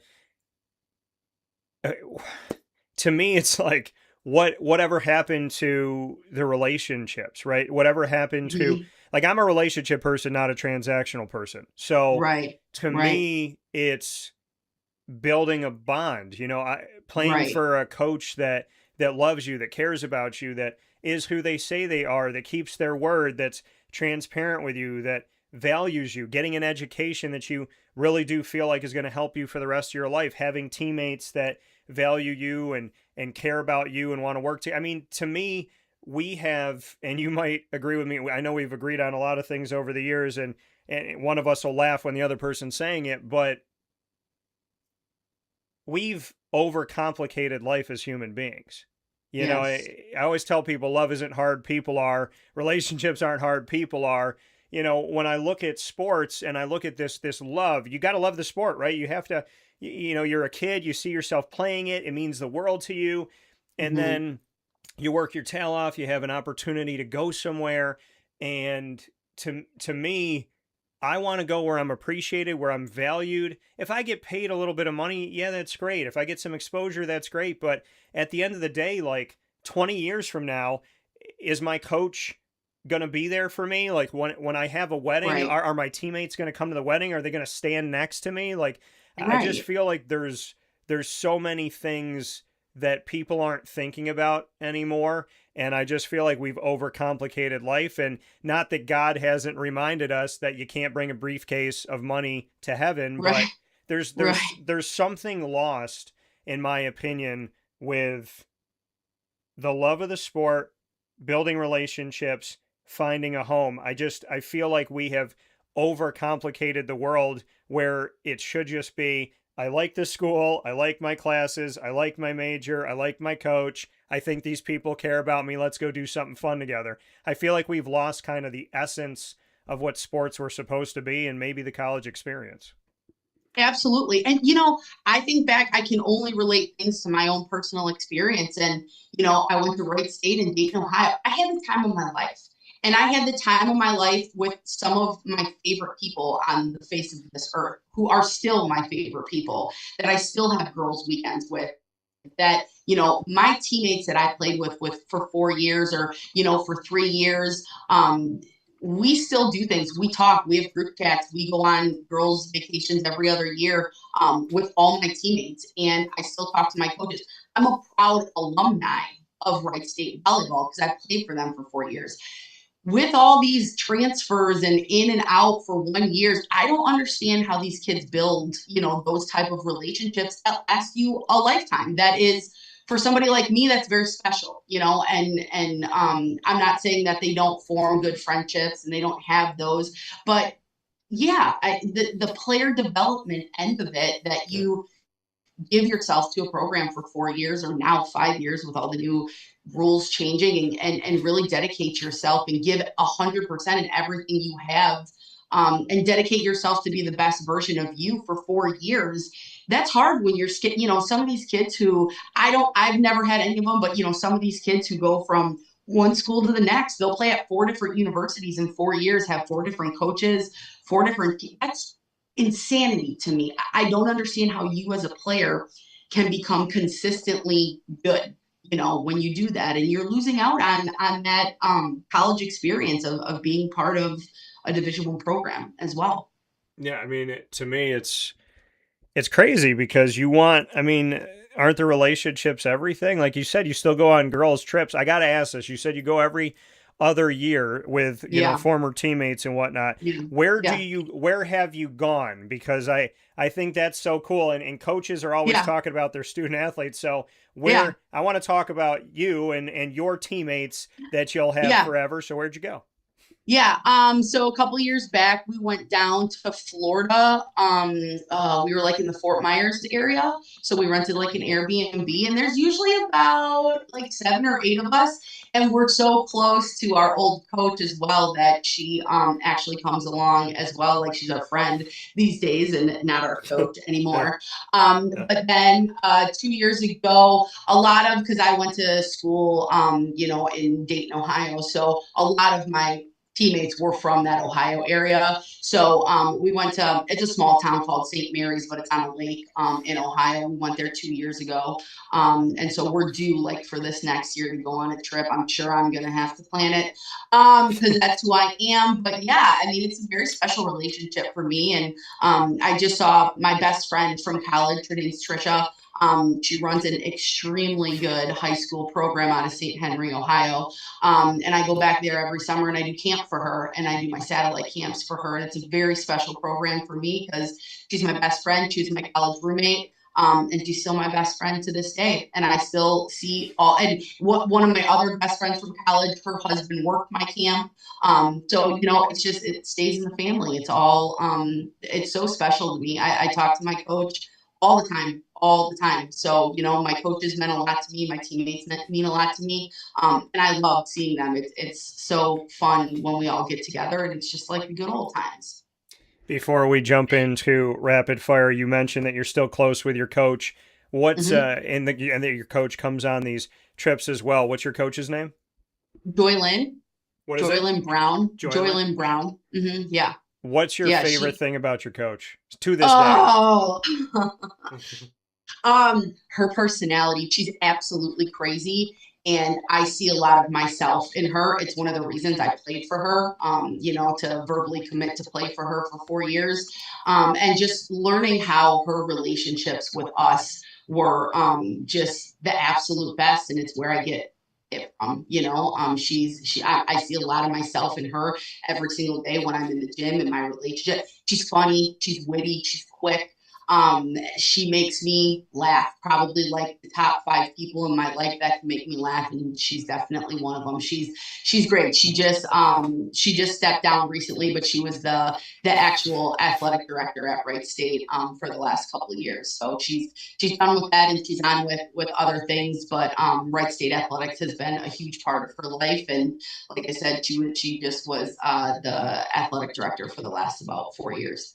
Well, awesome. Congratulations, and look forward to the next chapter for her. Right before rapid fire, what should we know about the 2026 campaign for Binghamton women's volleyball? What do you want the world and the community that's going to be right there with you to know? We're ready. I mean, we're ready. We want to win a championship. I think it's going to be exciting to watch us play this year. I think we're going to look a little different. We're a little more physical. We added some height to our roster this year. Definitely different, but not in a bad way. So every year we're contending for a championship. I truly believe that. We got picked 3rd preseason polls, which I'm good with. Anything higher, I would have been surprised. Anything lower, I would have been pissed. So, so we're right where I think the conference thinks we should be.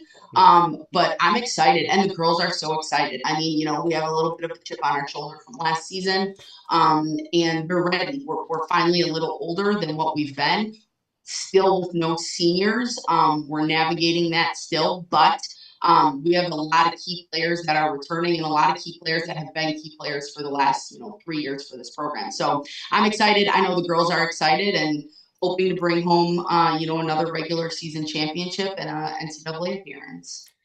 Want to let everybody know this season will officially begin very soon, this Friday, August 28th. The Binghamton Bearcats women's volleyball team will head out to Toledo, Ohio for Bradley, Oakland, and the University of Toledo. Then the Sacred Heart tournament will be September 4th and 5th. That'll be in Fairfield, Connecticut against Central Connecticut State, Sacred Heart, and Lemoyne College before they come home for the first time this season on September 10th, 11th, and 12th, where they will face off against Temple, Cornell, and the University of New Haven in Vestal, New York for the Binghamton Invitational. Let's play some rapid fire. Allie, you got the first question. What is it? I got it. All right. You know the show Amazing Race, right? Yes. You race around the world. Mm-hmm. Who would your partner be if you could pick anybody for that show? Oh my gosh. Well, the person that's a hard question. That's a really hard question. Yes. You always give me the hard ones. I got one for you today. Let's go. Well, I would say the woman that stole my heart, I'd love it for her to be there for me in Amazing Race. And I guess you got to put yourself out there on the line. So, ups, downs, and indifferent, I'd pick her. I would say I'd pick her. I don't know if she'd pick me right now, but I'd pick her. So I'll say that because I think the street smarts, I think the, just overall intelligence, I think the teamwork, I do think she's the first person that I've dated that I feel like if I tackled the world with her, we could make it really small and we could take over. So I'm going to give it to her, even though I don't know what she would say. My question back to you, what is, okay, well, this is my reality show that I love to watch, and I've been binge watching it to catch up. So you're going to be on Big Brother, and I need to know 3 things about you as a player on Big Brother. 1, will you lie? 2, would you ever backdoor somebody, which means you know who you want to get out of the house, but you kind of let them think that they're not, and then you do it. So would you lie, number 1? 2, would you be the backdoor, person to go and get rid of somebody in the 11th hour? And 3, would you ever create a fight with someone in order to put a target on their back? Yes, and yes. Absolutely. I love Big Brother. Are you caught up on Big Brother right now? I am not. I'm almost. I'm very close, but I'm a few episodes behind right now. I will say this, and don't tell me if she's here or not. I don't want to know. Okay. I can't deal with Haley anymore. I cannot. Okay. I cannot. Okay. Yeah. I cannot. Which is super disappointing for me because I can't deal with Haley either. But which is super disappointing for me because she's the athlete. You know what I mean? She's the athlete. She's the competitor. I'm immediately drawn to her from Jump Street. Yeah. And then she's just not being a very nice person. So currently my favorite is Devins, but I'm a Survivor fan too. So that helps. Yeah. I'm going to say that Devins and D, I definitely like Devins and D. Yeah. I thought Angela was going to be Angela in the beginning. She kept it together. Yeah. She kind of lost it recently, but I would say Haley's a mean girl, and I don't like mean girls, but I would say definitely Devins has gotten so comfortable that when people talk badly about him, he acts like he's like, what? Somebody said something? No, what'd they say? He's so much unfazed by everything. Right. So I would say the only thing I wouldn't do is I wouldn't throw anything on purpose because as a competitor, I could never do something like that. So I would never throw a veto. I would never throw a head of household. I would never throw anything just so that it could work out where we could get somebody else out of it. Yeah. I mean, I would say I would never do it because I would never put my fate in somebody. I'm not going to trust somebody with what, there's very few things in life that we can control. Yes. And so you can control your words, your actions, your decisions. Yes. So there's no way that I would give up the one thing I can control, which is going for something and just like trust that somebody's going to look out for me. So I'd be gunning for the veto. I'm going to ask you this, and this is a caveat. This is a 1B to this. Yeah. Because I have to know. So if you went on the show as a single person, because I'm going to tell you this, when I applied for Big Brother years ago, I was dating somebody. But then when Big Brother actually reached out to me and they asked me to audition for Big Brother 21, I was single at the time. So it was like two different things. If you were on Big Brother as a single person, would you go into a showmance? Because this season, it happened on day 2. Like a serious showmance, or like a real one, like a Boogie and Dr. Will fake showmance to like. No, I'm talking like this is like a real. You care about the person and you're going to be their teammate. Like in and out of the house, I got your back. No, I don't think so. It puts too much of a target on your back. But like, day two. Can we talk about day 2? I know. What was it, Lyric in Rome? Yeah. I know it's. But I've also been following both of them on TikTok, and they're like as happy can be right now, running around the island of Hawaii together. So they are doing well together. They are. He came to visit her in Hawaii, and they're doing very well. But no, I don't think so. I mean, that's so much of a target. I mean, that's one thing I would never do on a reality show is to put a target on my back. Like on Survivor, when you watch Survivor, assuming. Yeah, I've seen parts. Okay. Yeah. Like, first day on Survivor, everybody's like barking orders to build shelters. I'm like, why would you do something like that? Like, you watch the show. Everybody who goes on Big Brother and Survivor, you go on it because you're usually a diehard fan. So you've watched every season. You've seen how everything goes. Why would you go in and be a total pain in the butt on all these shows on like day 1 and day 2 and put targets on your back? That would definitely be something I would stay away from, is putting targets on my back. When it comes to anything, showmances, barking orders at people, being mean, like I wouldn't want to, as big as my personality is, I wouldn't want to stand out in the first couple days or week, I feel like if somebody started a fight with me, I'm like, do I run out of the room? Because like they always, they always, this is the thing though. And I'll tell you this, Allie, my energy, whatever I carry around me, I lead with a pure heart and good intentions with literally everything I do. Even if I trip, that's what I lead with. So I feel that people that have nefarious intentions or have something negative or got a little devil on their back, like I irritate those people just by sitting in I don't even have to say anything. So I feel like if there was someone in the house that was a nutcase, they're coming for me, and I'd like run out of the room and be like, I can't. Like I guess I would just have to pretend that I have to go to the bathroom. I have no idea. But I'm with you. I would not be in a showmance. I would not be barking orders. I would not be yelling, because why would you want to paint a target on your back, especially 5 seconds into being in the house? So exactly. Couldn't agree more. What's your next question for me? Let's talk food, since that's always one of our big topics of conversation. What would you say is your favorite East Coast? It can be anywhere on the East Coast food that someone from like California wouldn't really know what that is. Because there's a lot on the East Coast. It doesn't have to be New York specific. It doesn't have to be New Jersey specific. But like just any East Coast food that's your favorite that maybe people don't really know what it is. Well, I'm going to say this to all my people in New Jersey that don't know what this is. They don't know Utica greens and they don't know chicken riggies.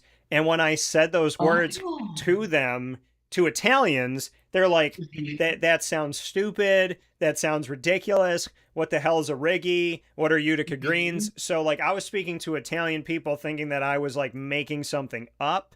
So I would say New Jersey has to see more of upstate New York. But if I had to pick like a favorite food, oh my goodness, on the East Coast.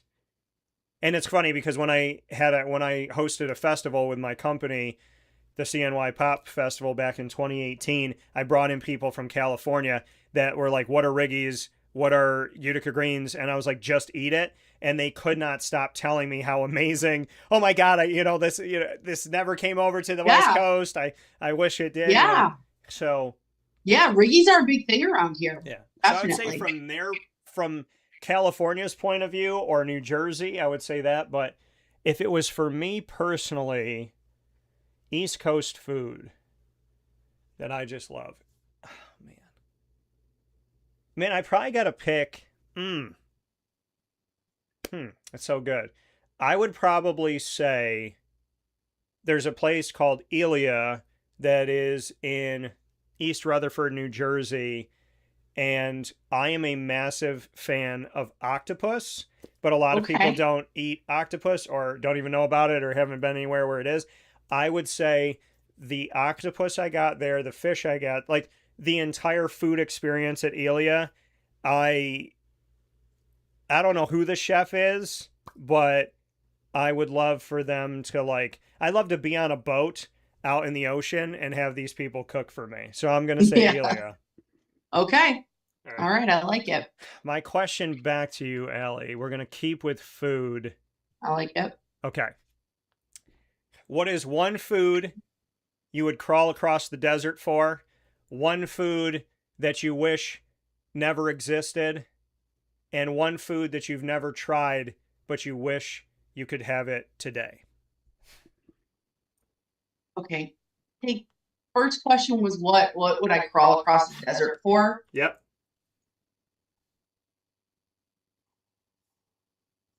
I mean, I love me some lobster, and I don't have it a lot. I just don't. Like, fresh, good, served the way you want it in a top of the line restaurant. I mean, I love lobster. We'll say that for the answer.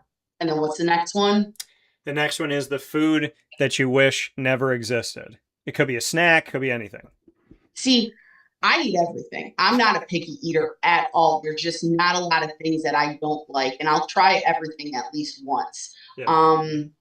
That I did wish I did. I don't think I hate anything to that level, but something that I don't like, which is very strange. I don't like bell peppers, especially cooked. I'll eat a bell pepper like dipped in veggie, but veggie dip or something like that.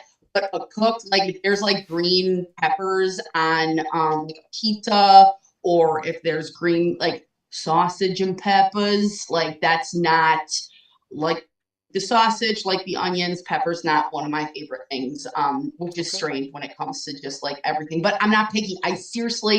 I love everything. I love food. I love cooking. I would do it for a living. If I wasn't a volleyball coach and was so passionate about volleyball, cooking is my next passion. So there's not a lot that I don't like.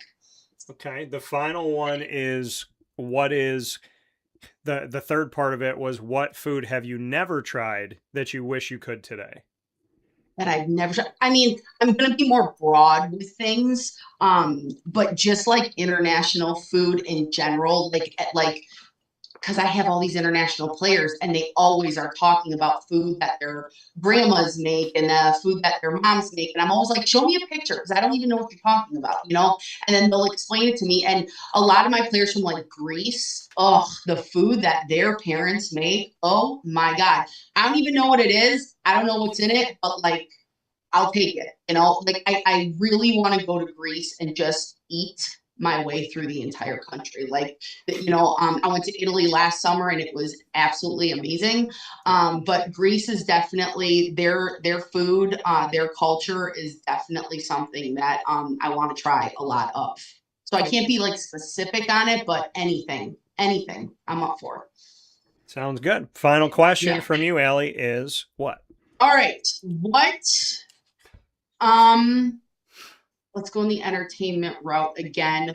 Okay. What's your all-time favorite movie? Don't tell me this is hard. There's got to be one. And why? Oh my goodness.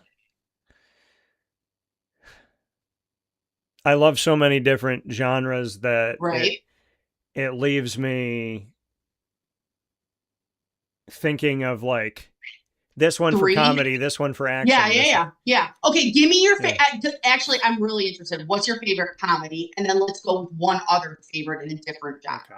But what's So, your favorite comedy? I would say my favorite comedy probably has to be Liar Liar. I just think that Okay. yeah, I think Jim Carrey is just everything about him, his mannerisms, his facial expressions. He channels comedy in a way that is so unique and truly his own. And if you bring me to any part of that movie, I can recite the next thing that happens. And so I would say Liar Liar. And then I would say if I had to pick another genre, I'm a sap. I'm a romantic at heart. So let me pick a romantic movie.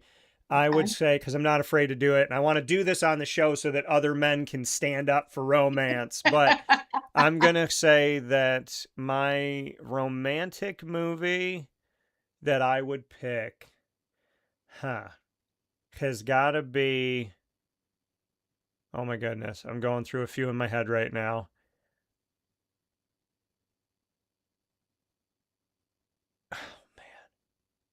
You know, as much as it's I guess it's parts. Like, as much as it's a comedy, in the movie Wedding Crashers, where Owen Wilson just can't deal with the fact that Rachel McAdams, like, won't admit the fact that there's something genuinely there. And she's with this guy, and he's not great.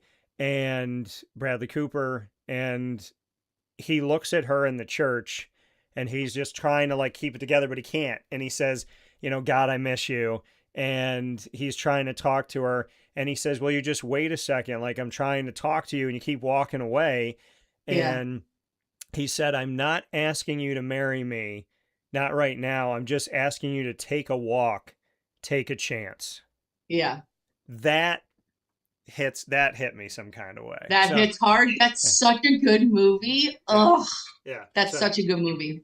I would say that like, just him, there's just certain words and certain times where, and then there's also, you know what? I am definitely going against myself on this one. So I gotta tell the truth. So the movie Love and Other Drugs. So Jake Gyllenhaal and Anne Hathaway, and he says, you need me and I need you. And she says, no, I don't. And he says, yes, you do. He's like, you know, you need me. And she's like, no, I don't. And he's like, yes, you, and she's like, stop saying that. And she was, she said, I don't need anyone to take care of me. And he says, everybody does. And she says, I'm going to need you more than you need me. And he says, that's okay. And she says, no, it's not. And she said, I had places to go. I had things I want to do. And he said, you'll go there. I just may have to carry you. That movie friggin' strikes me. And it came up a few months. It's the weirdest thing how it came back into my life. But it, like, that entire scene of her fighting him and trying to keep everybody at a distance, and him saying, like, you got to admit to me how you feel, because I know it. And she won't. And then she finally does. And he's just unwilling to walk away from it. He believes in it, and he's patient with her. There's just something about, because you never know what to do in relation. I mean, movies make relationships look so easy. They're hard as hell. And there's just something about that scene where he just refuses to give up on her, and I respect it. So yeah. And that, like, I don't need anybody to take care of me. And he says, everybody does. The way that scene, it just gets me. The way he says it, it gets me. Yeah. So, you know, Allie, we always go deep here. I'm always going to cry every time I'm on the episode with you. It's not fair. Everybody in Binghamton's you asked me about sending my kid away from college. So we're both in the same boat. We both got a little emotional today. That's okay. Yeah, it hit. Well, I mean, I was more honest with you than I've been, you know, with anybody this week when it comes to talk. I mean, you put me the Amazing Race thing. That was like such an honest answer. So my last question to you is, I'm going to stay with entertainment. Okay. if you could go on a road trip across country with any 3 entertainers, who would you choose to travel with, and why would you choose to spend time with them? Entertainers? Yeah, so this could be music, movies, TV, Yeah. anything. Like in the entertainment world, actors, actresses, whoever. Okay. I love Jonah Hill. I think he's hysterical. Okay. I'd love to spend a little bit of time. Little trained these days, but I think he's hysterical. And I love him and Leonardo DiCaprio together in like every single thing that they do. So I think traveling with both of them together would be really, really funny and hysterical. And then let's throw music in there. Oh, I secretly like Taylor Swift, but I'm not gonna throw her in there because that will get weird. So I'm gonna put Dave Matthews in there because I'm always been a huge Dave Matthews fan for my entire life because I could pick his brain for ever, I think, on lyrics and his music and just where he came up with things and his experiences. Yeah, so there you got it. Those 3. You got 1 comedy, 1 drama, and 1 musician. I love it. I appreciate it. I respect it. Yeah. I just watched Wolf of Wall Street again. So Jonah Hill with Leonardo DiCaprio. I get it. And Jonah. It's one of my favorite movies of all time. Yeah, and Jonah is like, I mean, and I just, that whole scene of like, there's this rumor that you're like married to your cousin. He's like, I was like first cousin, and they're like, what are the odds that something's wrong with the kid? He's like, there's like a 70% chance, and he's going back and forth about, you know, what he would do and like, hey, go be free, like that. That entire, I don't know how he kept it together. I know. I love when they're on the yacht and he's like, we gotta go, and the wives are like, but the captain's calling for some chop. He's like, what do you know about chop? I'll chop your credit card. Yeah, Jonah Hill is a very, I mean, in the movie The Sitter, in Moneyball, like he's just I don't think people understand how great of an actor he is. I feel like at some point it's going to click with people that he's one of like the best actors that we have, like youth wise, that we've had over these last few years. I honestly, because he can play so many different roles. He can. Superbad is like one of my favorites too. I mean, so funny. Yeah, I will never forget. And I had a friend, Evan, years back when he's like, you're my best friend, and he boops his nose, like that entire thing. There's so many. I mean, everything, having the gasoline with the stuff, like the whole, everything about this. I will tell you this, please make sure that your student athletes on your team, if you're taking a bus ride, please give them some Jonah Hill this season. I will. It's too good not to.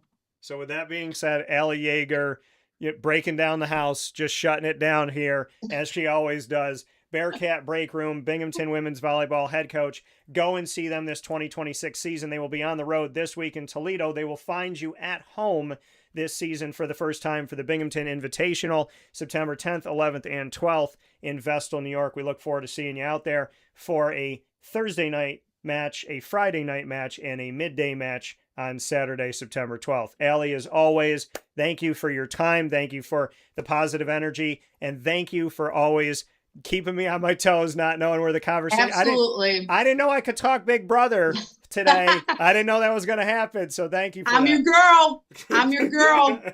Appreciate you, Allie. Have a good day. Yep, you got it, Dan. Thanks so much. Appreciate it. Take care. Bye. See you. That coming from Allie Yaeger one more time here on Wake Up Call with Dan Tortora. I will honestly say that, I mean, there's so many places where conversations can go, and you never know what's going to happen. And Allie and I'm looking at, when we started talking, I look at the time, I'm like, all right, we're a few minutes in and we'll keep doing this for a little bit here. Always appreciate her time.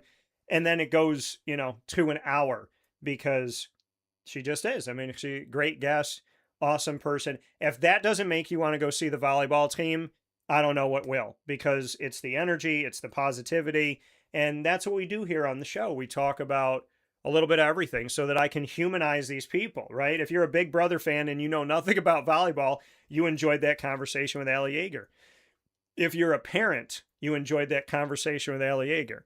If you love food, you enjoyed that conversation with Allie Yaeger. So I always appreciate Allie's time and having her on the show and just doing things differently here on Wake Up Call. Genuinely, I did not think I was going to be able to talk about Big Brother with anybody. I know one of my friends that watches it, shout out to Brandon, but I don't know a lot of people that watch Big Brother, or maybe they did and they don't anymore.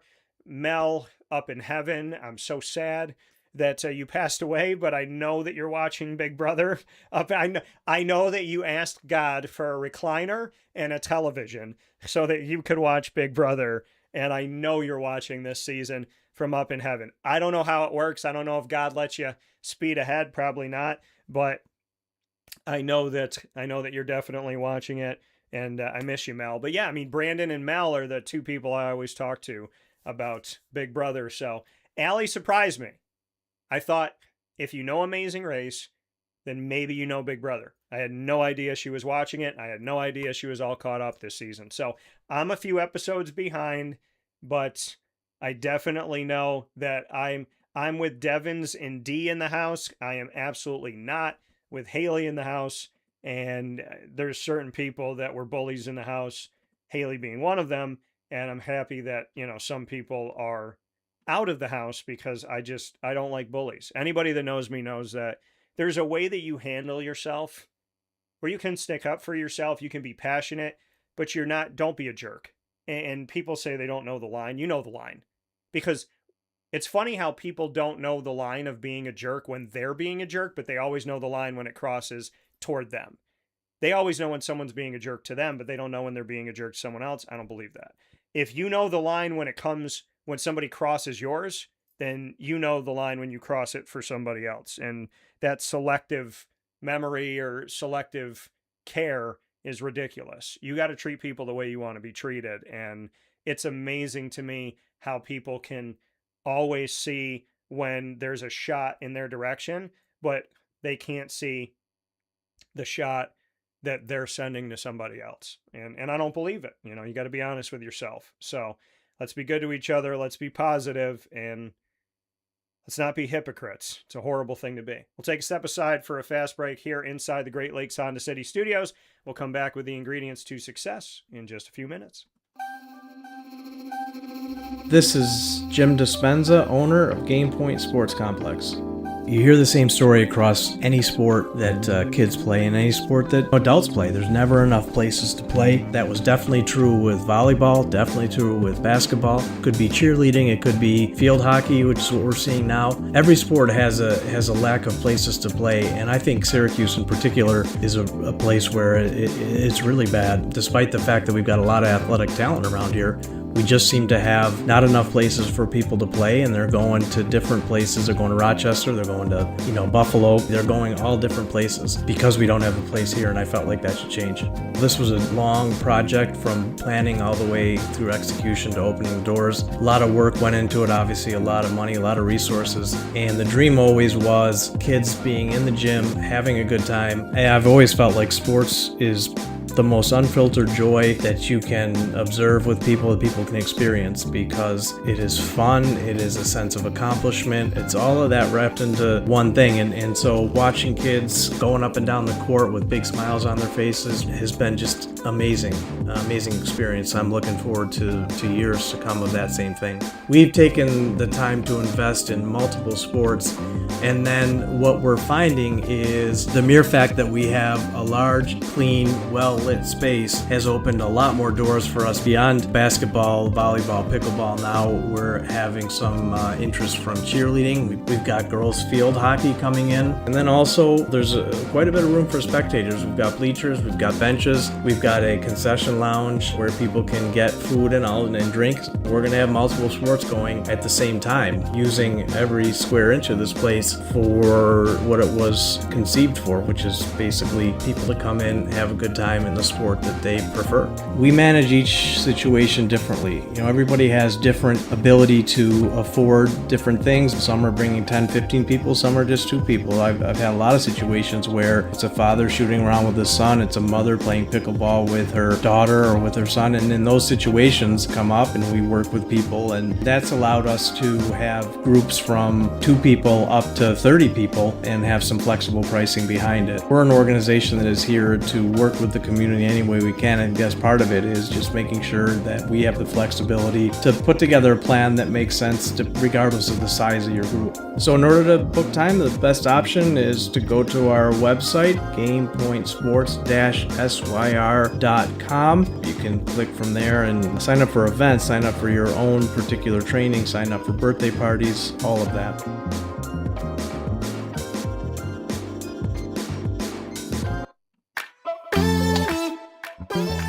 Hi, this is Chris Rauda. And Colleen Rakowski from Gray's Craze of Clay. It's a fun, innovative, upscale catering solution. We've turned eating into a whole new experience. Each of our boards is packed with delicious mix of artisan cheeses. We use premium cured meats, fresh fruits, nuts, and all of the sweet touches that really bring out the best in every perfect bite. We offer something as small as a grab and go that feeds 1, maybe 2 people, to our large board that can serve anywhere up to 25, 28 people. So we have the ability to really meet and hopefully exceed all of our customers' expectations when it comes to the different varieties of things that we have. Charcuterie boards or boxes are healthy, fresh, delicious. They're made to order. We're baking the breads here daily. We're baking the cookies here daily. All of our dips are homemade, made in-house.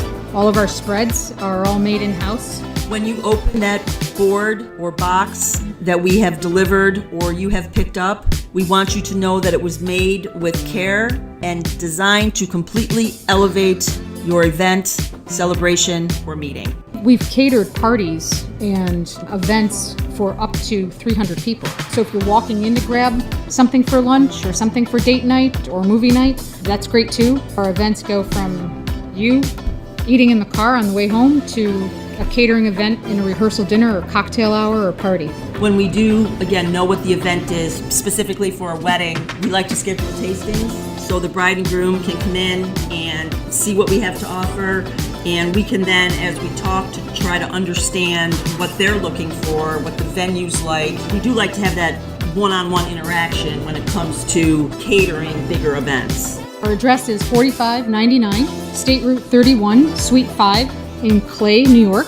We're on the corner of Route 31 and Henry Clay at Clay Marketplace.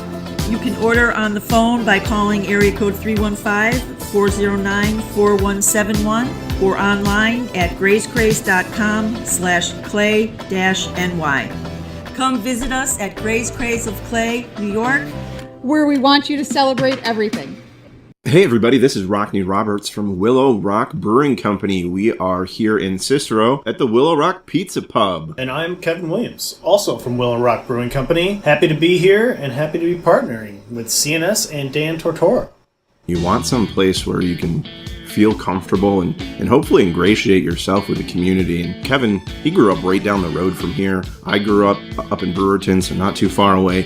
We know the area, we know the people, they're great, and we were just really excited to be able to come to the area. Yeah, and having the opportunity to meet some of these coaches, some of the people in general already, and seeing the CNS colors kind of around, and already partnering on a smaller level with individual teams really made this make sense to us to really formalize kind of a partnership with the school and get this rolling. Willow Rock to me has always been about high quality beverages, high quality experiences, and now high quality food at our pizza pub. That was something new for us when we came to Cicero. Right from the drop, we knew we were going to have a focus on the highest quality food to go with our high quality beer. At the Willow Rock Pizza Pub, you're getting high quality, hand cut, top notch ingredients. We're open for lunch. That's a really important thing for us, is to be able to get that person in here like, hey, you only got 30 minutes for lunch. but we're going to have something for you that you can get quickly and available to everybody. Yeah, we wanted something that was just a little bit outside the box, a little bit outside of comfort zone, but still something that you could rely on to be consistent and easy to look at and easy to be like, oh, I can see myself eating this. I can see myself wanting to have that more than once. Eating a whole pizza like our beef on weck pizza, I've never seen one anywhere. It's just a great ideas, great inspiration across the board. We're their spot to stop. We're their friendly neighborhood watering hole, as well as pizza place and place to stop for a restaurant. Not just beer drinkers here. We've got wines, we got cocktails, we got non-alcoholic stuff for the kids. The location is more important today than it ever has been before, and we're lucky enough to be here in Cicero. The Willow Rock Pizza Pub is a place where you can bring your family. You can come in, you can grab a soda, you can relax. You can come after a game, before a game, your parents, your grandparents.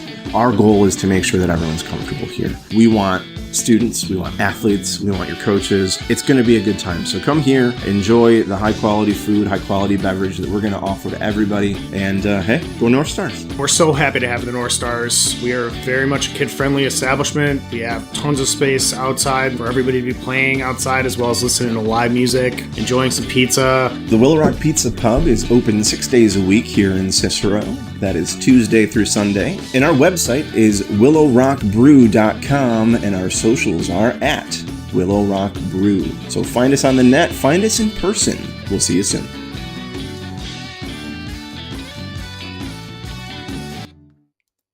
And a welcome back here to Wake Up Call with Dan Tortora inside the Great Lakes Honda City Studios. Great Lakes Honda City coming to you on 7140 Henry Clay Boulevard in Liverpool, New York. They are open for sales and service Monday through Saturday and all the time online at GreatLakesHondaCity.com. I hope you're having a beautiful, beautiful, wonderful day today. I hope you're staying safe and staying well and being honest with yourself. It's very important in today's world, in yesterday's world, and in tomorrow's world.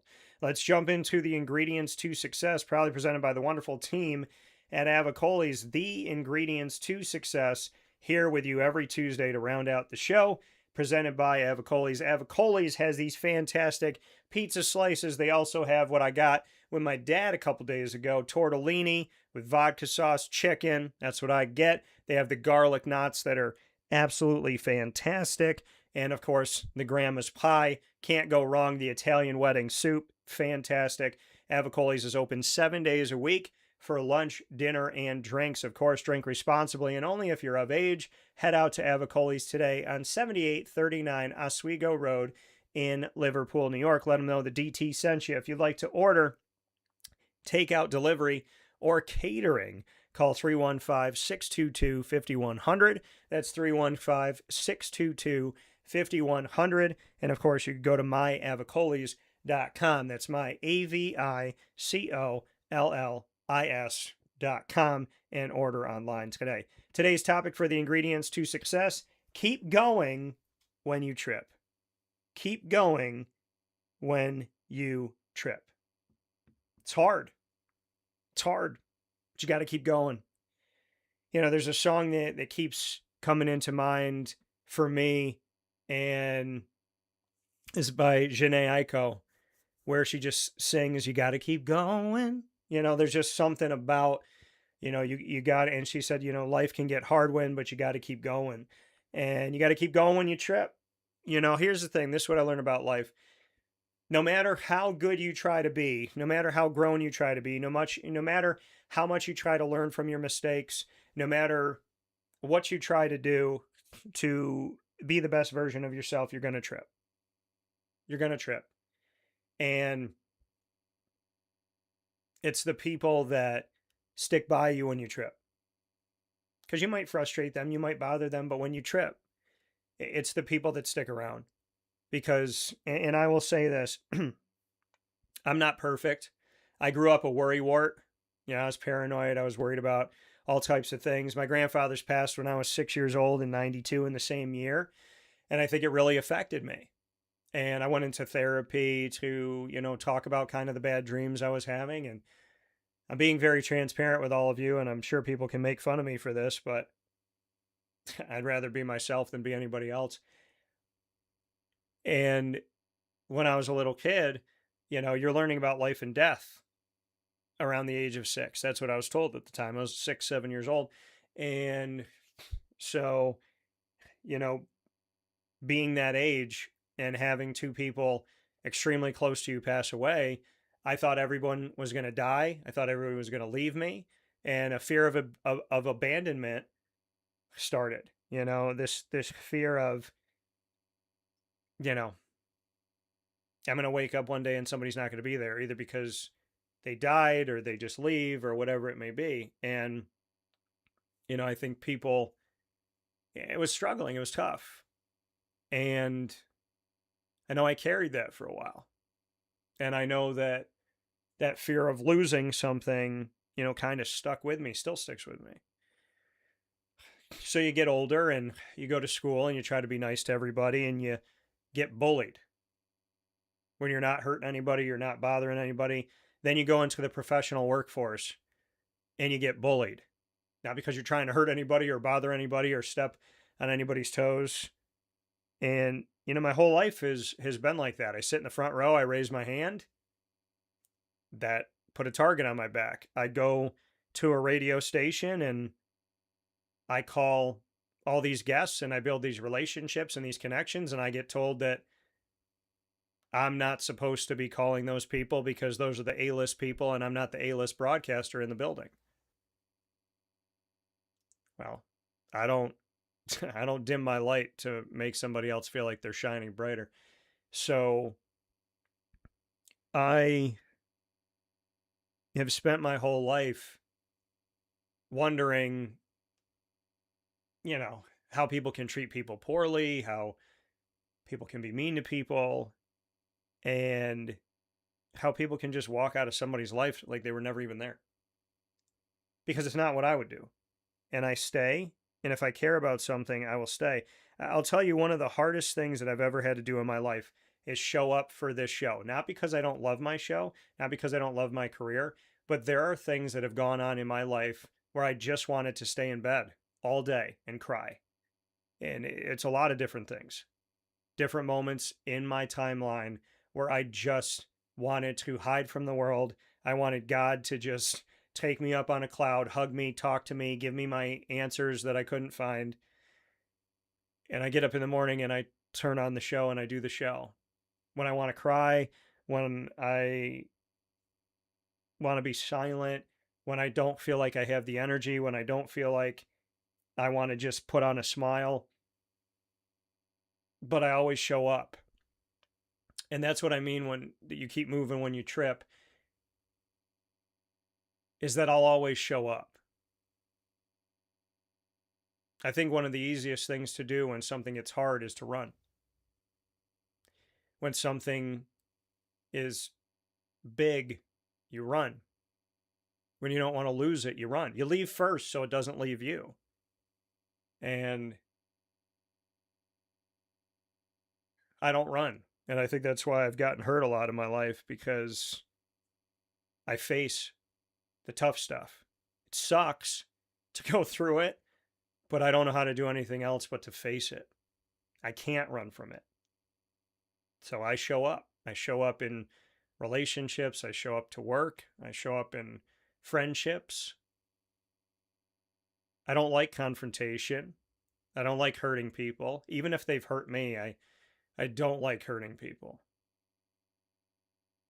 And I think one of the hardest things to deal with in my life is if I'm in an argument, I never want to hurt that other person.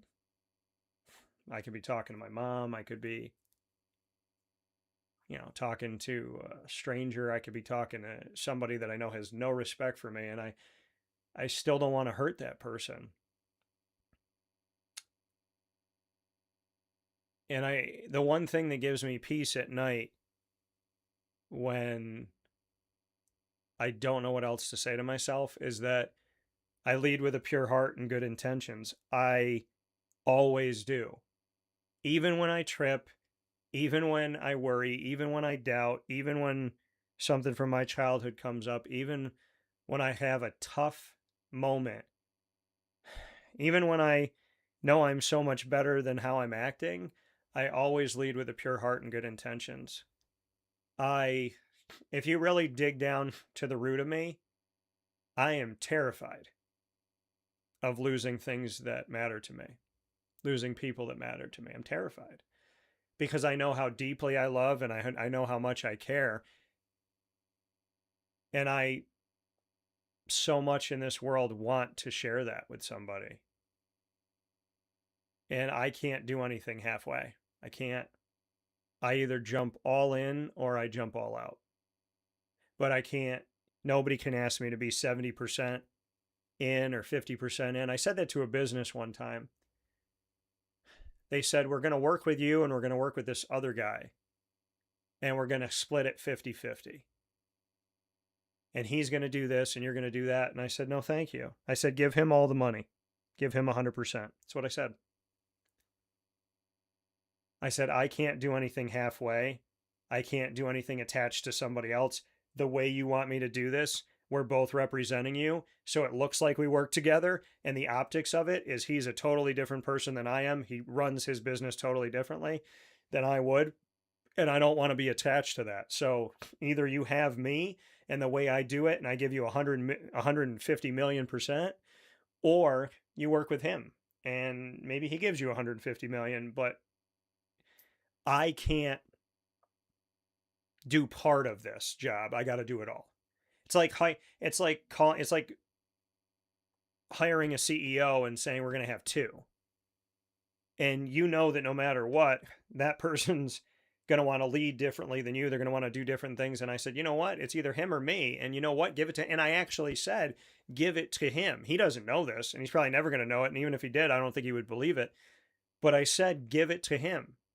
This guy who had disrespected me for years, talked behind my back, tried to ruin everything that I built, absolutely had no kindness toward me whatsoever. And in the 11th hour, somebody says to me, we can give the money to him, give the money to you, split it in half. And I said, give it all to him. Give it all to him, because I will never do something halfway. And then that business called me back and said, because you said that, we want to give it all to you. And I said, well, I didn't say it for that reason. I said it because I value myself. I value my time. I respect myself. And I'm not going to put myself in an adverse situation where I have to, again, dim my light or dim myself or who I am or how I'm going to go about what I'm going to go about. I'm either in or I'm out. I can't be kind of in. So, I mean, that's how I am with anything. And I'm not perfect. But you know what? I'm done apologizing for not being perfect. I'm going to trip. You know, and I've told people this before. If you meet me today, you have no idea who I was yesterday. If you see me worry or doubt today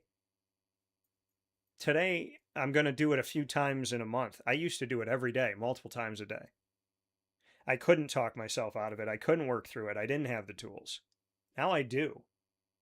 But I still worry and I still trip and I still have moments. When you take a kid like me who's had to fight for everything he's ever gotten, I'm used to the fight. I'm used to the chaos. I'm used to having to prove myself at all times. I'm not used to relaxing. I am definitely not used to somebody taking care of me. I am definitely not used to somebody rubbing my back without there being a barter or a trade. I'm not used to somebody doing something nice for me and expecting something in return, or holding it over my head or reminding me that they paid for it or they did it. See, how I treat this world is vastly different than how this world has treated me. God has been good to me. This world has tried me. It's challenged me. And sometimes you just wish that somebody could see that when you trip, you don't trip like other people. You don't trip because you wanted to and you felt the need to, or you're trying to be a pain in the butt, or you're not working on yourself, or you're not growing, or you're not advancing. I can only speak for me, and I can say that when I trip, it is few and far between.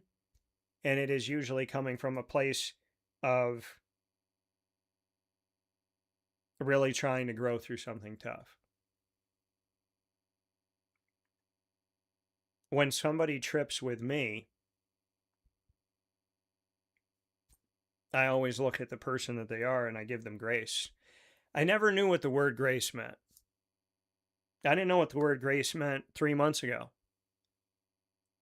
But being in a relationship recently taught me grace. It taught me when you have it and when you don't. And it taught me, like, I give grace. Not everybody will give you grace, but I will give grace. I will navigate through things with you. I will work on things. And, you know, you feel bad when you let somebody down. You feel bad when you feel like you didn't communicate well, or you didn't know how to, or maybe you didn't feel safe to. But sometimes you just wish that somebody could get inside of your brain and your heart and know that sometimes when you stay quiet, it's because you don't feel safe. Sometimes you stay quiet because you don't know exactly what to say. Sometimes you stay quiet because you don't know if the person's ready to hear it. Sometimes you stay quiet because you believe the relationship's more important than the fight. And it's really hard for a guy like me to navigate through some things that this world throws at me, because I will give you grace and I will show you love and I will look for the best in you. Even if you're showing me the absolute worst in you, I will look for the best, because that's me. It's what I do. I always try to look for the best in people. And I don't give up on people. I just don't. Because I know how hard it is to live life. I know how challenging life can be. And I know that you never want somebody to give up on you. It's really hard in today's world, because you can go online on social media and everybody has an opinion about everything and can talk you into something and talk you out of something. They can talk you out of a relationship. They can talk you out of a job. They can talk you out of challenging yourself. They can talk you out of doing the work. There is literally a place to go for people to listen to anything. There's always someone that's going to side with you. And so I think it's hard in today's world to know what the right thing is to do, because people don't want to hear right and wrong anymore. They just want gray.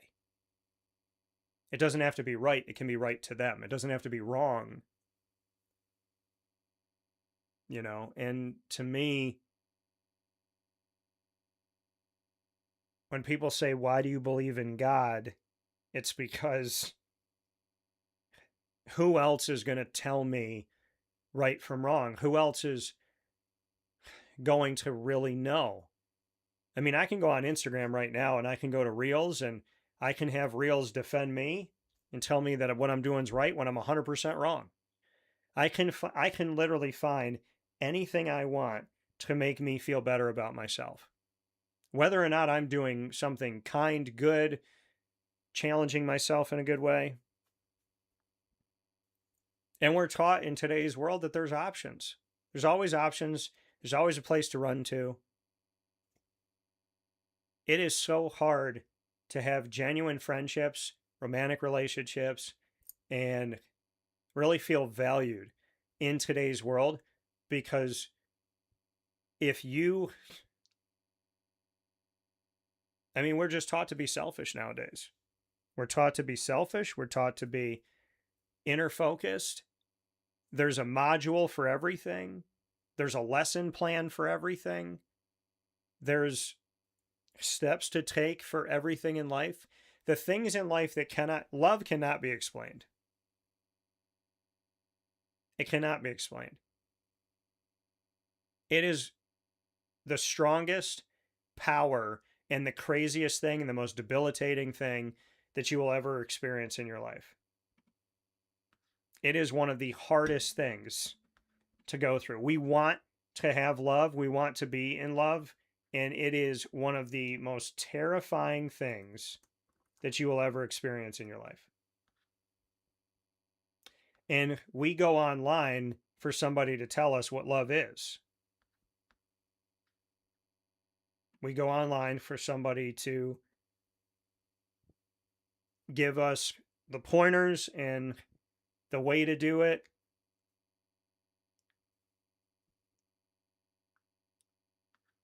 We always want somebody to give us the answer, right? We want to look up the answer. We think life can be found in a textbook like social studies or math. We think life can be easily figured out.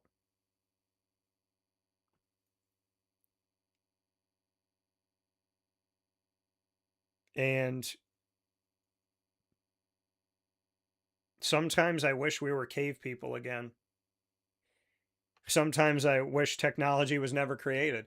Sometimes, and I'm not trying to wish myself out of a job, I'm just saying I'll always find a way to be on the air. Don't worry about that. But sometimes I wish we didn't have all of these books and lesson plans and, you know, Instagram this and Facebook that and TikTok and YouTube and whatnot and the how-tos. Because there's things in life that we just can't describe. I think everybody experiences love differently. I think everybody falls in love uniquely. I think everyone's story is different. I don't think that love always comes easy. I don't think love always comes in the honeymoon phase. I think depending on what your life was leading up to the person that you meet that loves you and you love them, I think it can be very hard. I think the beginning can be the hardest part. And if you get through the beginning of breaking down the walls and getting through, then that could be the most beautiful part. I'm going to tell you what I know love to be. And it's not coming from me, it's coming from God. Love is patient. Man, is it hard to be patient in today's world. You think it's a mistake that God chose to describe love in 1 Corinthians 13, verses 4 through 8, by starting with love is patient? He could have said anything. He could have literally said love never fails first. He could have said it perseveres first. He could have said it's not proud, it doesn't dishonor others. He could have said anything first, but he said love is patient. Love is patient. You ever have to sit in a waiting room and there's nothing but the slightly audible sound in the room, the hum, but there's nothing else? You just hear... Like if I didn't talk right now, you'd probably hear the humming of my computer. When you're patient, there's no sound.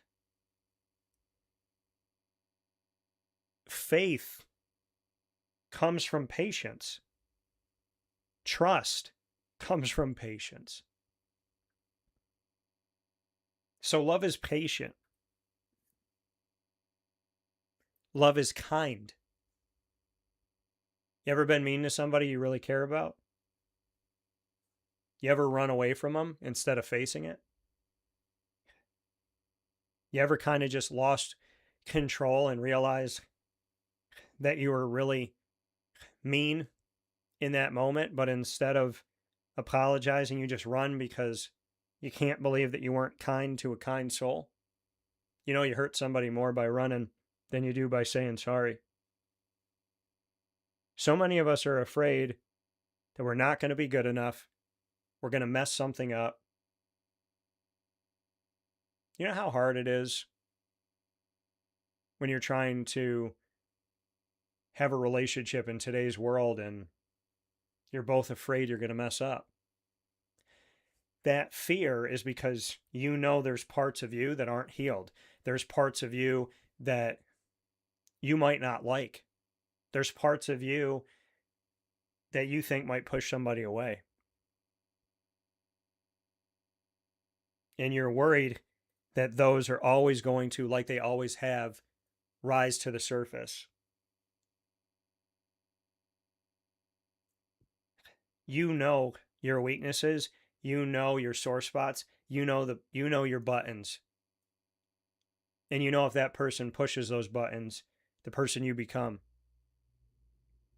But what we don't always think about is how badly those people don't want to push those buttons and they don't even know they're pushing them. And even if they pushed them once or twice or 10 times, they still may not know exactly how they're pushing them. And that's what comes back to, if you lead with a pure heart and good intentions, even when you're a pain in the butt, you may definitely not be meaning to be, especially with the people that you care about. Love is kind. We can all be mean sometimes. But are we kind? Do we say we're sorry? Are we ever wrong? Apologizing to somebody, but it's not an apology. I've said that for years. It's not an apology. If you say, I'm sorry, but, it's not an apology. It's not. Because whatever you say after the comma and the but is exonerating you. I'm sorry, but I did all this stuff. I'm sorry that I did this, but just so you know, I did do this, and this. If you're really sorry, I'm sorry for blank, period. How many people apologize in today's world and they mean it? Again, this world's about gray. There's no right or wrong. There's no black or white. Murder's not bad because what if somebody needed to go? What if you were protecting your house? Theft isn't bad. Burglary isn't bad. Stealing is not bad. What if you can't eat? What if you have no money? You have to steal, right? People find ways around. But what did God write in the Ten Commandments? Thou shalt not kill. He didn't say thou shalt not kill, but if you need to, thou shalt not steal, but if you're hungry. He didn't say that. He said thou shalt not kill, thou shalt not steal. We're trying to change God's words because we want to make ourselves feel better. Love does not envy, and it does not boast. Love does not envy. How many of us are envious, right? Green with envy. How many of us are envious nowadays of what other people have? How many of us focus on the stuff, the money, the cars, the boats, the designer bags? Love does not boast. Love ain't about telling everybody how great you are. It is not proud. That doesn't mean when you talk about being proud for someone, proud of somebody. No. Love is not proud. Do you know the definition of proud? Now, it means a bunch of different things. It means satisfaction and joy, dignity and self-respect, but it also means arrogance, having an excessively high opinion of yourself or looking down on others. That's the proud that God is talking about here. Love is not proud. Love is not going around going, hey, everything's good because of me. I just walked in the room and it's good. I brought the energy and everybody around me is eating. Everybody around me is being successful because of how awesome I am. All I have to do is stand next to you. I don't even have to touch you. But if I stand in the room next to you and I'm in your life's going to be better and all good things are going to happen to you because I'm awesome. Love is not proud. It's not boasting. Love does not dishonor others. It does not dishonor others. Do you know what the definition is of dishonor? It means a loss of respect, a state of shame, or a failure to keep a promise.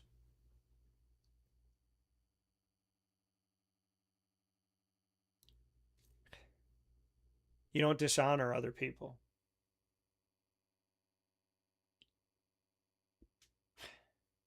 You don't bring shame to other people. Right? No pointing fingers. We all make mistakes. See, here's the thing about life. The person that screwed up with you, that's a pain in the butt. But guess what? You're going to screw up either with that person or somebody else at some point in your life. You might have your boyfriend screw up with you, right? They said something, they did something that bothered you.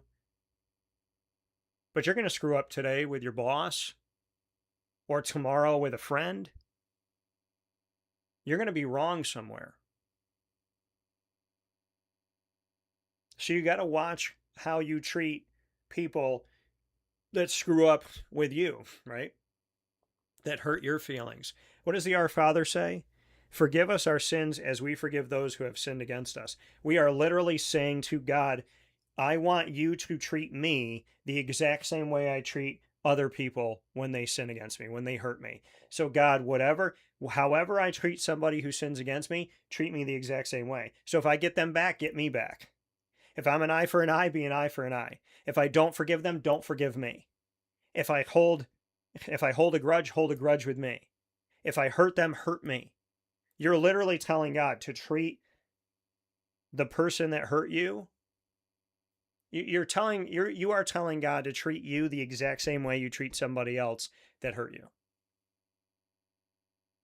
So if you forgive them, God forgives you. If you're nice to them, if you give them grace, then God's nice to you and God gives you grace. You're telling God how to treat you.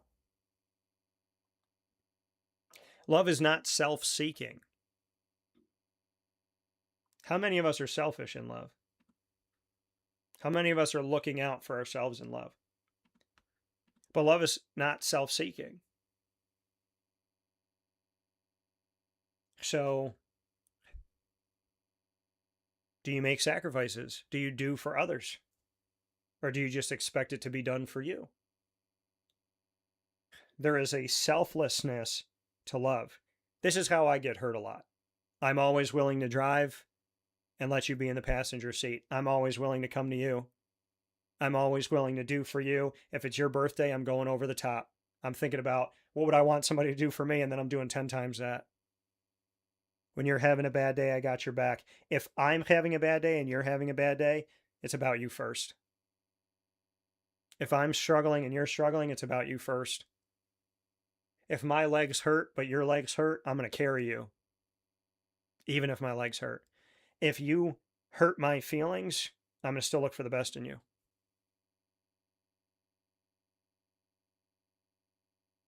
If you're mean to me, I'm going to pray for you.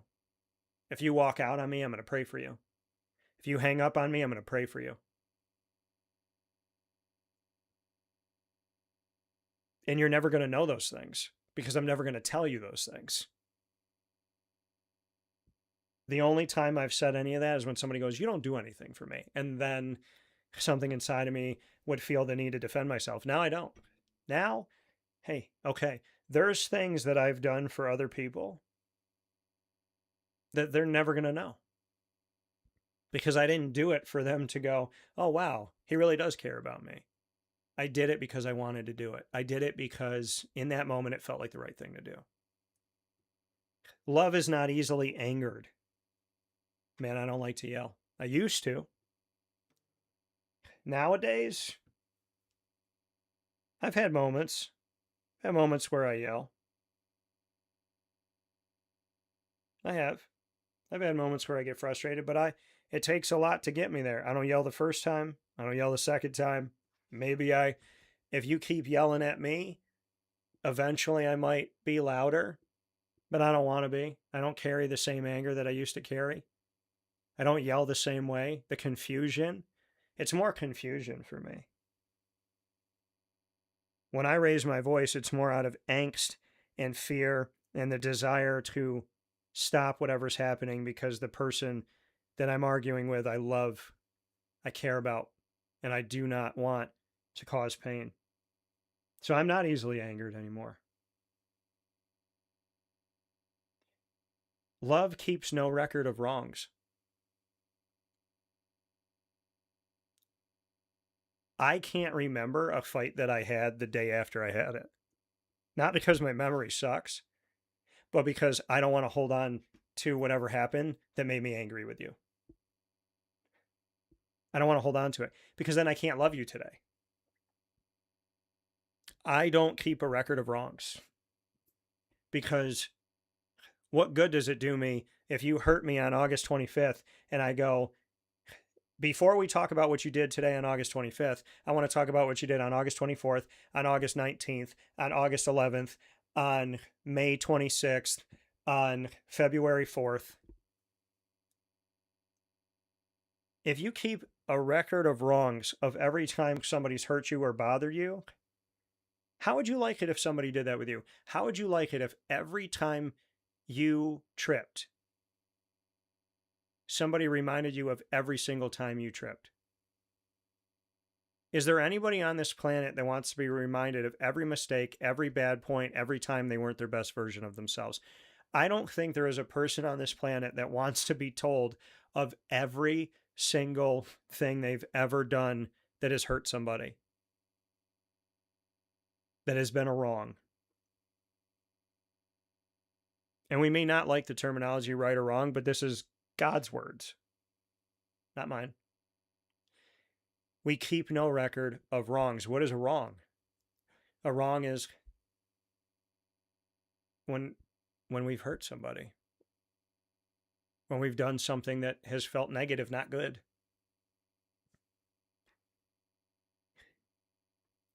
I told my therapist this. I said, I don't remember a fight after it happens. I remember being confused, being hurt, and not wanting it to happen. But I couldn't tell you what was said. I can't remember it. And it's not because I have a bad memory. It's because years ago I decided that remembering a fight, remembering the words that hurt me, remembering the pain, remembering the strife, it kept me stuck in that moment. It kept me stuck in that pain. If I said something or did something wrong, remembering all that was beating the hell out of myself. And if somebody else hurt me, it was beating the hell out of them. I could not move forward. Remembering fights was like living in quicksand. Remembering everybody's wrongs was like, again, forgive me, Lord, as I forgive others. If I never let anybody live down every time they tripped, I'm asking God to never let me live it down. And I'm 40 years old. You know how long the list is that God can give me of times where I could have been better? That list is only going to get bigger. Love does not delight in evil. That's pretty clear. Love does not delight in evil. Well, in today's world, people would say, what is good? What is evil? What is right? What is wrong? What is black? What is white? It's all up to my understanding of it. No, we know what evil is. Love does not delight in evil, but it rejoices with the truth. The truth always comes out. The truth always comes out. No matter how far you run or what you do, the truth always comes out. It always comes out. You may never hear from somebody again that hurt you or did wrong by you or didn't care about you, but I promise you, the truth found them. It will find them.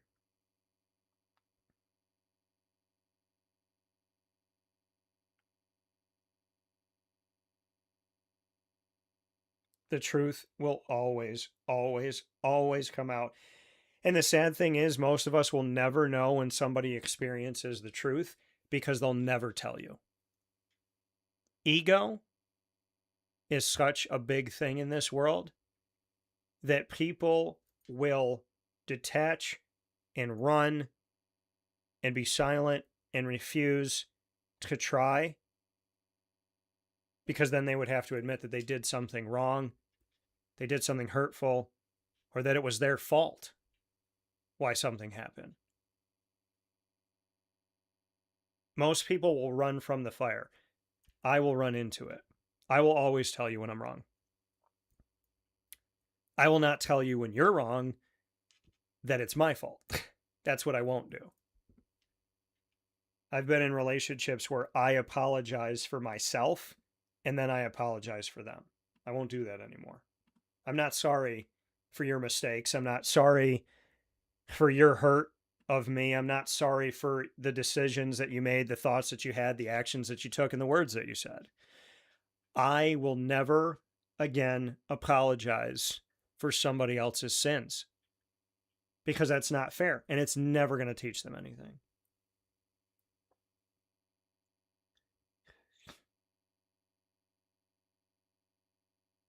So the truth always comes out. The unfortunate part is we never think that somebody learns the lesson or gains the knowledge or the wisdom, because 99% of the time you will never hear from that person. Friend, family member, romance, job. I had one boss call me one time and he didn't tell me that he missed me, but the entire conversation, that's what it was. It was, we haven't had you for a year, and so many things fell apart when you left. He was not going to ask me to come back. He was not going to tell me that he made a mistake by the way I was treated.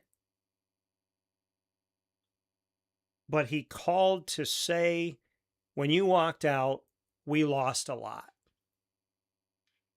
He said it without saying it, and I give him credit. Because that doesn't always happen.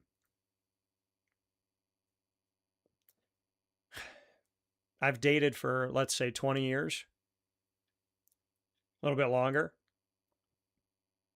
I can have on one hand the people that apologized or said, maybe I made a mistake, or maybe I shouldn't have done that. Friendships. I could probably name one friend that I gave everything to, poured my life into.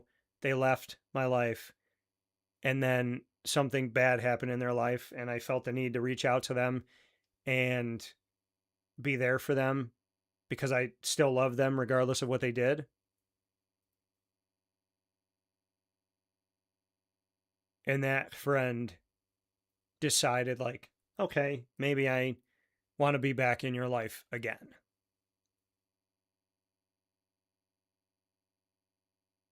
The truth will always find you. It's the telltale heart. Whoever has done wrong, whoever has run from something good, whoever has lied to themselves to the point where they believe it, that heart will beat under that wood and it will drive you insane until you face it. I am not the person that can't admit when I'm wrong, but I will absolutely not allow myself to be disrespected. There's a difference. And most of the time in an argument, both people are wrong. And in a relationship of business, family, romance, or friendship, it is two people working together in the same direction, willing to see their faults, willing to know when they trip, apologize, and show improvement. If I'm dating somebody and they hurt my feelings, but they're always growing and they acknowledge it, they show me that they're working toward getting better at it, I'm there. If you're not cheating on me and lying to me and, purposefully disrespecting me and, hanging up on me and, treat me like garbage, like if you're literally working through things that have pained you and trauma that you've had for years, your whole life. But you show me like you got me and you care about me. I'm going to work through it with you. Nobody comes to a relationship without baggage. Nobody comes to a relationship without pain, without trauma. And if you're really with the right person, they will be your mirror. They will show you everything about yourself that you need to work on. And the easiest thing to do is to run from the mirror. Blame the mirror. Because if you run from the mirror, you don't have to see it. But God will put, if you run from the mirrors in your life, God will eventually put you in an amusement park. When you go into the clown thing and all there is mirrors, you're heading toward it.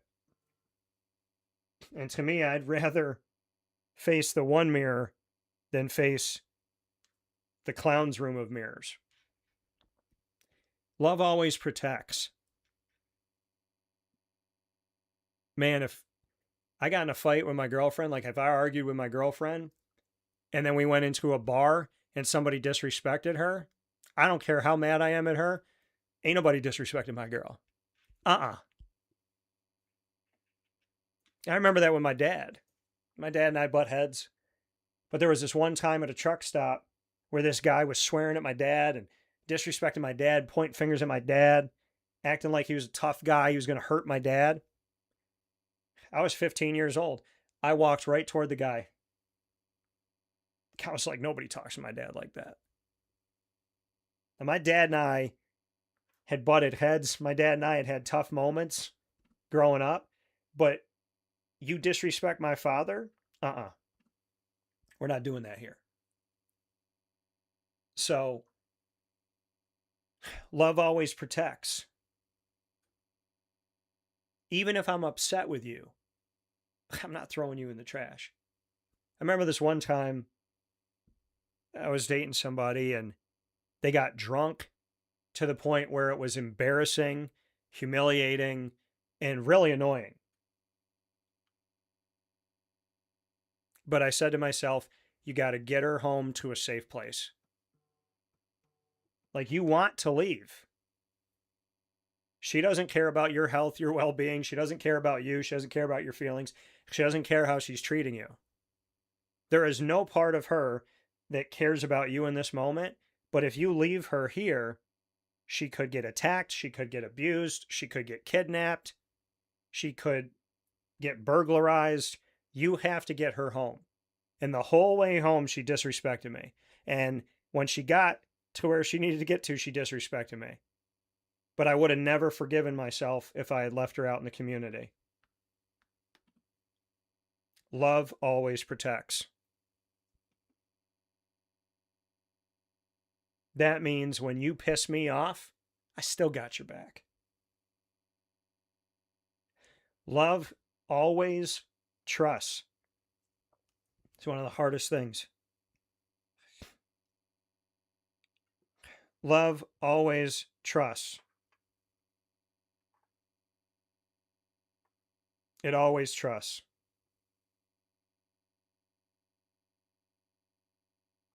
I'll tell you, trust is one of the hardest things to give somebody. Because, like I told you before, if you've been through this world, if you've been dating, experiencing life, I'm going to tell you this right now. Love is hard. Love is so hard, and trust is so hard. Trust is something that is earned and it's gained over time. You can build trust, and it could take you months, years to build complete trust. You could lose it in a second. I had a friend that I trusted, my best friend, a brother. I trusted him for 12 years. He lost my trust in about 3 hours. And yes, it was built over other things over time. It wasn't just that one incident. So I can't even say 3 hours. Let's say he lost my trust from things that happened within a 2-year span. But trust is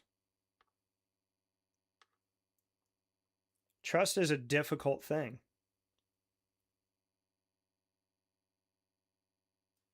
It says love always trusts. That's one you really got to work on building into. That is probably one of the hardest things. I talk about being honest with myself, being honest with you. Trust is one of the hardest things that I have to work myself. I have to focus myself to do it. And it's so hard to trust. For me, it is.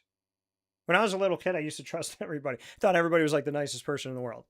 I wasn't going to go to like an unmarked car that had candy for me, but, you know, I trusted my teachers. I wanted to be friends with everybody. And it was never because I wanted to be popular. Like I just wanted everybody to love me and this, that, whatever. I wanted to be friends with everybody because I wanted everybody to feel seen. I wanted everybody to feel special. I wanted to spread joy and make everyone I still do. I still want to go into a room, and if I make 500 people laugh, but there's 537 people in the room, I'm like, all right, 37 people, I'm going to get you. Not because I have to be perfect, but because why can't I make a difference? I accept the challenge. I accept the challenge. If I'm dating a woman and she goes, this is my friend that's extremely opinionated, this is the toughest cookie you're ever going to deal with, bring it on. Bring it on. Because if they don't like me, that's a them problem. I'm going to be nice. I'm going to be kind. They can ask me any question in the world. Listen, if I care about you, I care about you. You can throw anything at me. There's no fear when there's an honest person that's there with a pure heart and good intentions. There's no fear. Because you know exactly why you're there. You know exactly how you feel. And you know exactly what your purpose is. I could sit in a room in the last couple months and go, hey,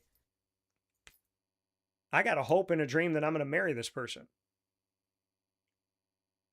I want to spend the rest of my life with them. That's how I'm treating this life. That's how I'm treating this opportunity, this moment. So I'm their teammate. So you've known them for 27 years. I've known them for a couple months.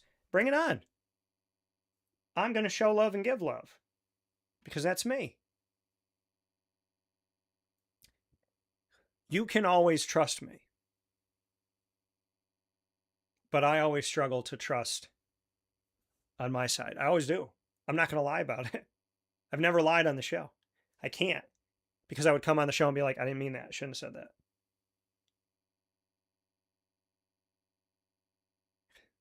I cannot be a hypocrite. And I have been. When it comes to trust. Because somebody will go, why don't you trust me? And I would say, it's hard for me to trust. And they're like, well, do you want me to trust you? Of course I want you to trust me. You got no reason not to. And they would say, how can you say that about yourself and not say that about me? And I say that to people all the time about anything. How can you tell me that you got me and you this and you this and you this, but then you don't know that I got you? You have to give what you want to get. If you know you're trustworthy, you can't walk up to someone and go, well, you can trust me. Well, how do I know I can trust you? Well, because everybody can trust me. I'm trustworthy. If you want me to believe that, I got to give you that too. Right?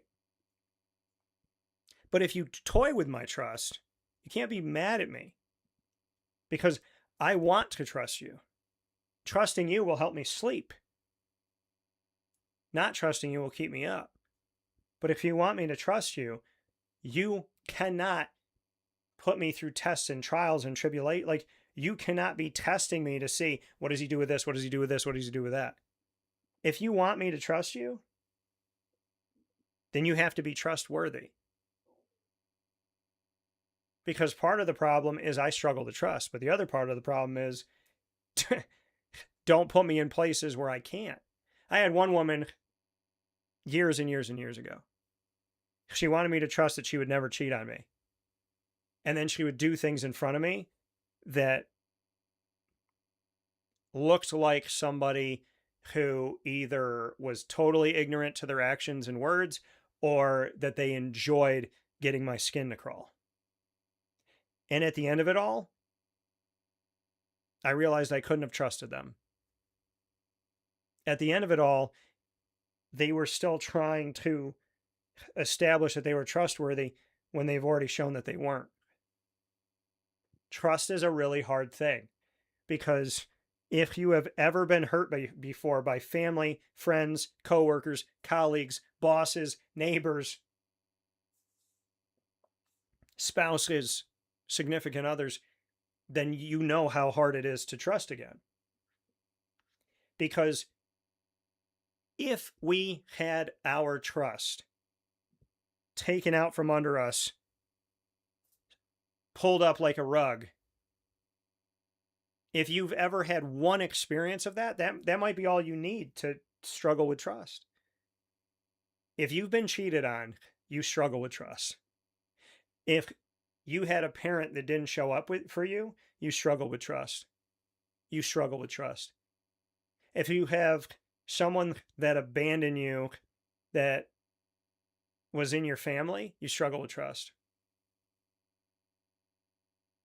If you have a friend that was your best friend and then gone, you struggle with trust.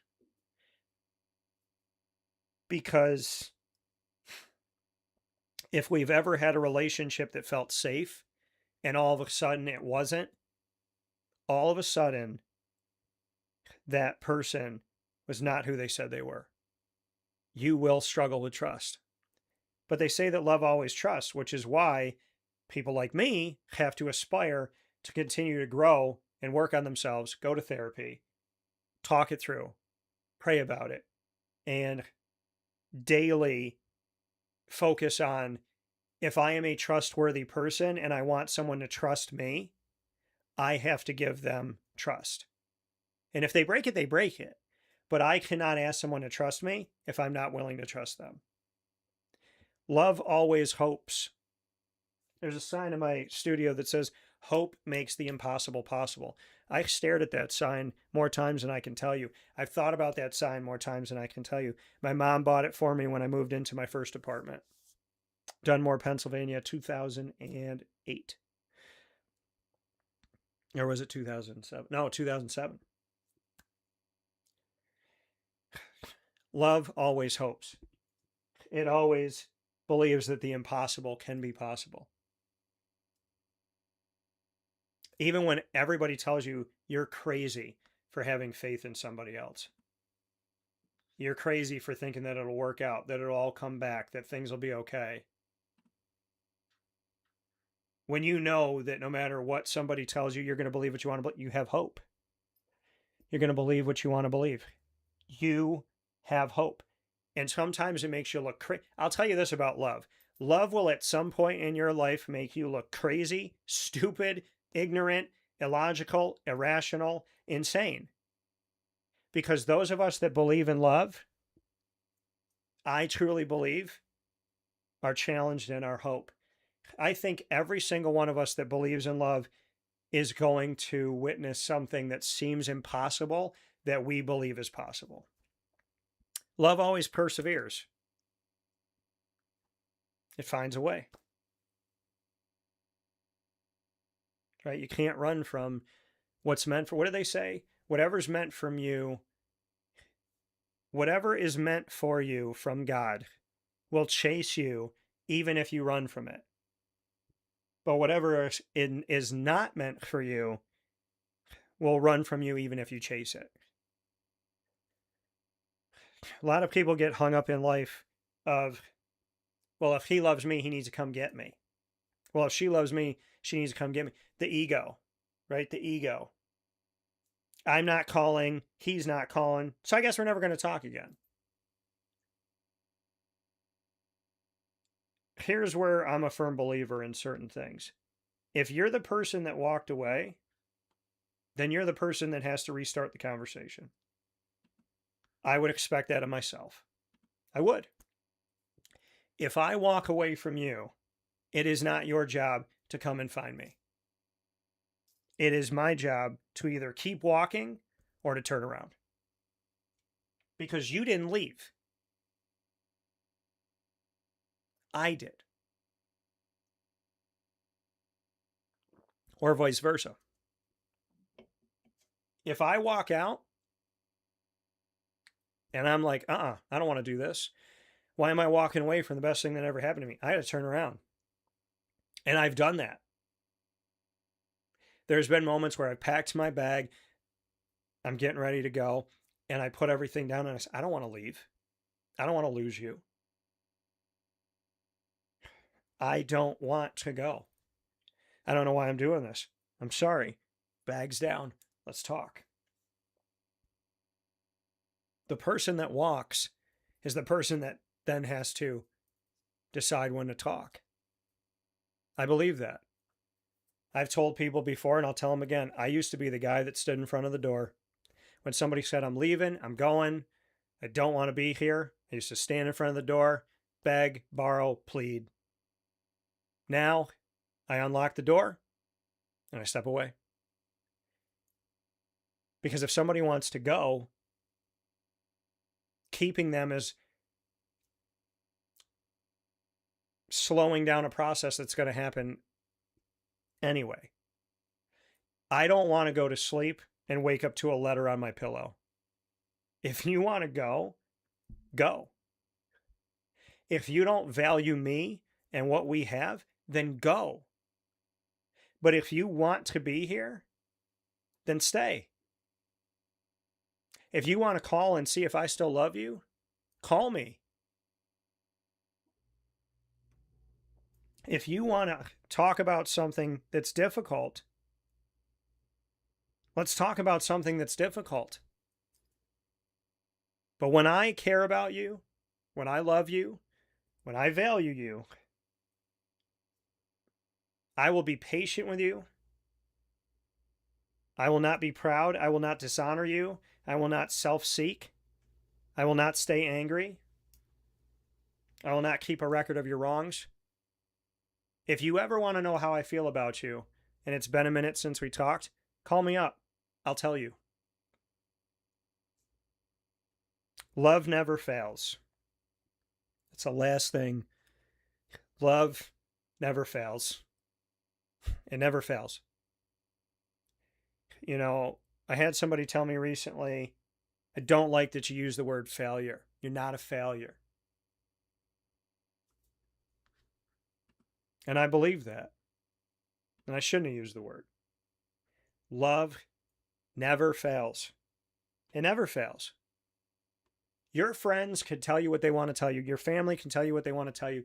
Your kids could tell you what they want to tell you. Your boss could tell you what they want to tell you. A total stranger could tell you what they want to tell you. Instagram, Facebook, TikTok, YouTube, X, the former Twitter, can tell you whatever they want to tell you. But in your heart of hearts, if you have fallen in love, if you love somebody, do not ruin it. You can always get it back together. If it's real, you can always put it back together. Love is a pain in the butt. Because we're told by movies that love is the easiest, greatest thing ever. It's effortless. It's all green flags. There's no red flags. If you're meeting somebody after trauma that you've been through, you're going to be a pain in the butt at some point. You are. You will be a pain in the butt at some point. If you've been hurt by anyone at any time, and you meet the love of your life, you're going to trip. You are. Because at the very least, you're not going to believe you deserve it. You're going to say things like, I'm going to make you hate me. You're going to say things like, you're never going to love me. You're going to say things like, I'm too difficult. I'm tough to handle. I'm going to push you away. I don't want to mess this up. You're going to say all those things. You're going to speak into existence the trip. You realize that when you're walking down the stairs, you could be walking down 4 flights of stairs and your body's totally fine. It's handling it. But the moment you look down at the stair, that's when you all of a sudden don't know what to do and your feet don't know where to go and you trip or you almost trip.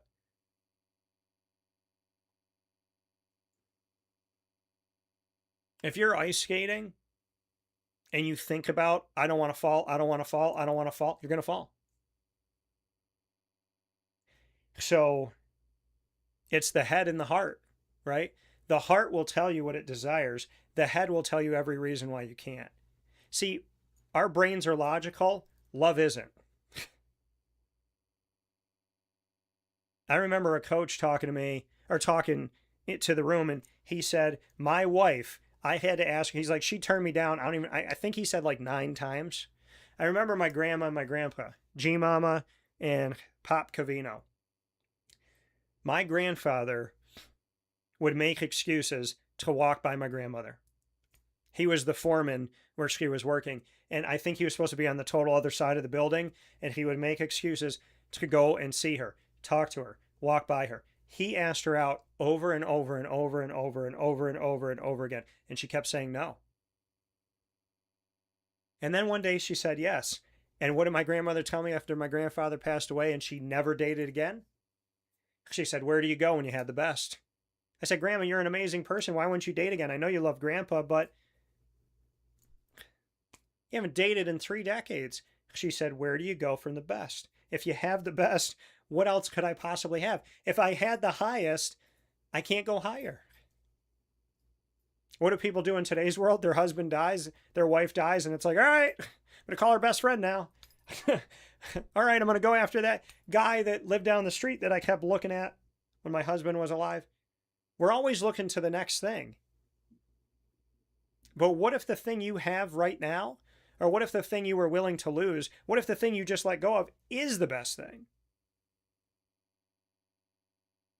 People ask me why I never chased my ex-wife.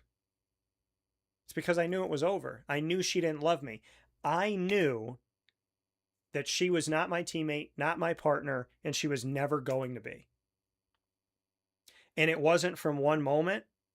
It was from over a year of seeing that everything I was putting in was not being put in. The love, the care, there was no teamwork. There was no passion. There was no love. And it was so hard to see it. But I never chased because, again, it walked out the door. If it loved me, she loved me, she wouldn't have done what she did. And at the very least, she would have come back through the door.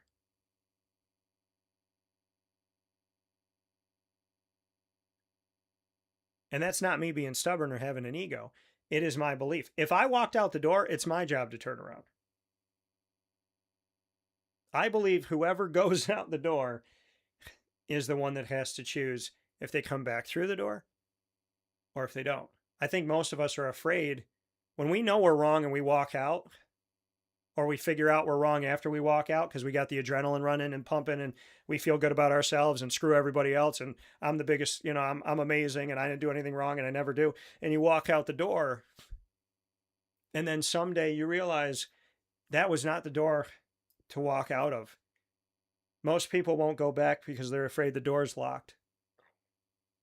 The sad thing is, if a lot of those people went back and they knocked on the door, the person on the other side was waiting for you. They were waiting for you to come back. They gave you your peace. They gave you your time. They gave you your space to figure it out. They figure out what they already know, which is that they love you. And whether it makes sense or not, they love you. They care about you. And they would work on anything with you because they think you would be a great teammate. They see the good in you even when you don't. So I'm going to tell you folks one more time. When you trip, keep going. Because you will trip. You will. And if somebody stays with you, if somebody loves you up, if somebody still sees your value on your worst day, if they love your light and your shadows,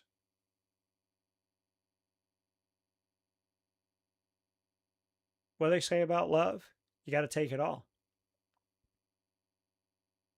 But if somebody's always willing to improve, if somebody knows where they're wrong, if somebody knows their blind spots, if somebody knows their shortcomings and their weaknesses, but they work at them. I'm not saying love somebody who's a pain in the butt and they never change. I'm saying give somebody the grace to show you that they can change. Because if you truly love them, no one will ever come to you perfect, and shame on any of us for wanting to take somebody and mold them like clay into the thing that we want them to be. If I love you on your worst day, and I love you on your best day. And I want the same in return. I've never gotten that. I've never had somebody love me on my worst day.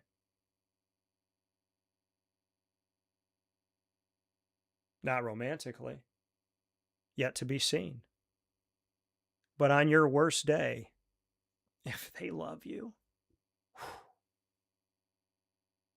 then you got some. There's a difference between those of us that do bad things and those of us that just have trauma, frustration, things we're working through. If you're dating somebody that's hurting you, has hurt you, frustrated you, confused you, but they're going to therapy, they're talking it through with you, they're holding your hand, they're trying, you got something special, because we all have something. We all are going to need grace at some point. We're all going to need that person that may be frustrated as all get out with us to still lay next to us, still kiss us goodnight, and still see the beauty in us, even when we don't see it, even when it's hard. Love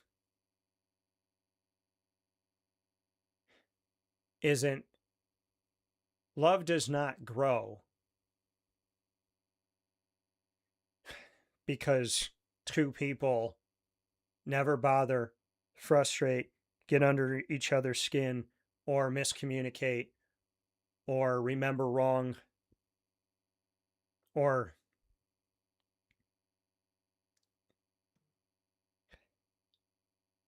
love does not happen when it's all sunshine and rainbows. Love happens when the storms come and you decide who you would rather be in the rain with. Love comes when you realize that sometimes that person is the storm, not because they want to be,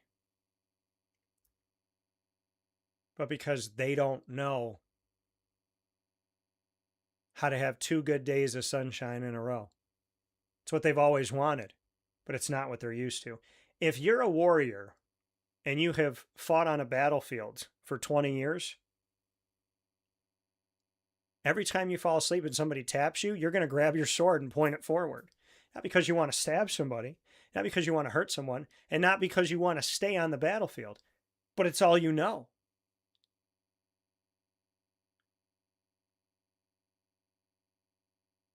And me personally, I've always had to keep watch with a sword at my side, ready for a zombie apocalypse or sunshine.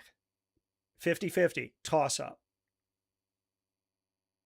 So if you try to love me, you got to understand it's going to be a little while for me to put my sword down. I'm probably going to cry. I'm probably going to have some bad dreams. I might talk in my sleep. But I'll get there. You just got to be patient with me. And that's the first thing God said about love. And I'll be patient with you. Because you got a sword by your side too. And you talk in your sleep too. Whether or not you think you do. Be patient. And don't give up on a good thing, y'all. Love is hard to find. Dang near impossible. So when you find it and you run, turn your butt around. Turn your butt around. Because God didn't give it to you because he thinks you don't deserve it. God gave it to you because he loves you. Don't you run. Don't you run. If 1% of you believes that there is a snowball's chance in hell to have love, you better take it.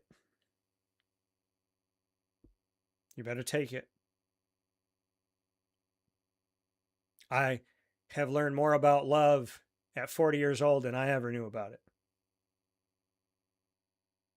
When you get it, you better take it. And you better work through your stuff. And it's one of the scariest things you'll ever do, is to stay and trust that that person will stay with you. But the only thing worse than staying, knowing that you could get left, is leaving, never knowing what could have been. Most of us run. Few of us stay. But you will never, ever, ever know who loves you unless you love. You will never know who is willing to be weak and vulnerable with you unless you're weak and vulnerable. Not even weak, just vulnerable. You will never truly taste the fruit of your labor.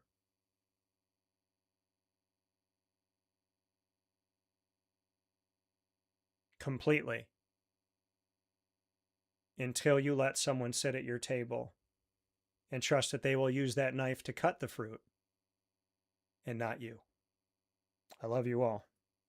These are the ingredients to success, proudly presented by the wonderful team at Avicolli's. Keep going when you trip. God's got you. I promise. Avicolli's restaurant, located on 7839 Oswego Road in Liverpool, New York, has been serving our community for decades. Your place to go for home cooking on the corner of Route 57 and Wetzel Road is just minutes from Liverpool High School. And every single month, Wake Up Call with Dan Tortora is on site, on location, with Liverpool sports, student athletes, coaches, and administration telling their stories throughout the year. We look forward to seeing you on site at Avicolli's for their casual pizza side, their fine dining, as well as their bar. And of course, you can order online at myavicollis.com. That's myavicollis.com. For takeout, delivery, and catering, call 315-622-5100. That's 315-622-5100. Come on in to the neighborhood spot Avicolli's, open 7 days a week in Liverpool, New York.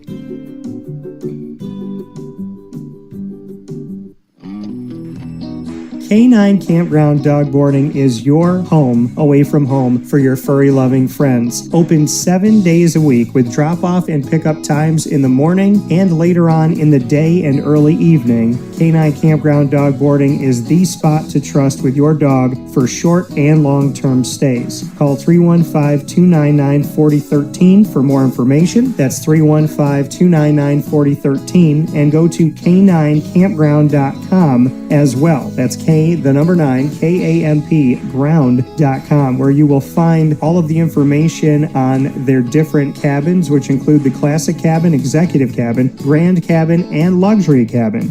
K9 Campground Dog Boarding, where your dog will have indoor and outdoor areas as well as their own private cabin for any size, any breed, as well as dogs with different needs. Dog parents and dogs alike choose K9 Campground Dog Boarding. Isn't that right, Lily?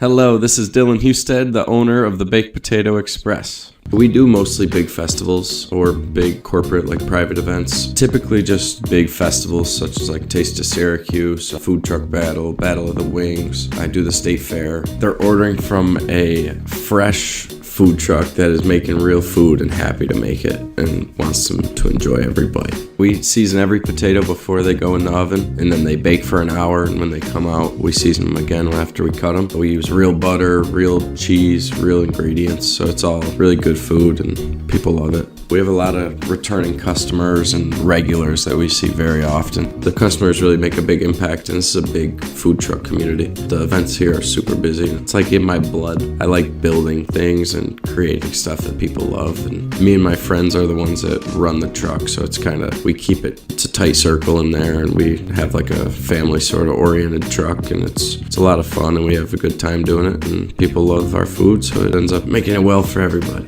You can contact the Baked Potato Express at thebakedpotatoexpress@gmail.com or the Baked Potato Express on Instagram or TikTok. We are very happy to be partnered up with Wake Up Call with Dan Tortora as the exclusive sponsor of the Annoying Moment of the Week. And be sure to try DT's Baked Potato creation at all of our food trucks. The Baked Potato Express. Let's get baked. Looking for your next ride? Look no further than Great Lakes Honda City, located on 7140 Henry Clay Boulevard in Liverpool, New York. Serving our community for decades, their new and pre-owned vast array of vehicles are available to you Monday through Saturday on site. To search from home, shop at GreatLakesHondaCity.com. Call 315-365-5576 to set up an appointment. That's 315-365-5576 for Great Lakes Honda City, 7140 Henry Clay Boulevard in Liverpool, New York. Great cars, great people, Great Lakes.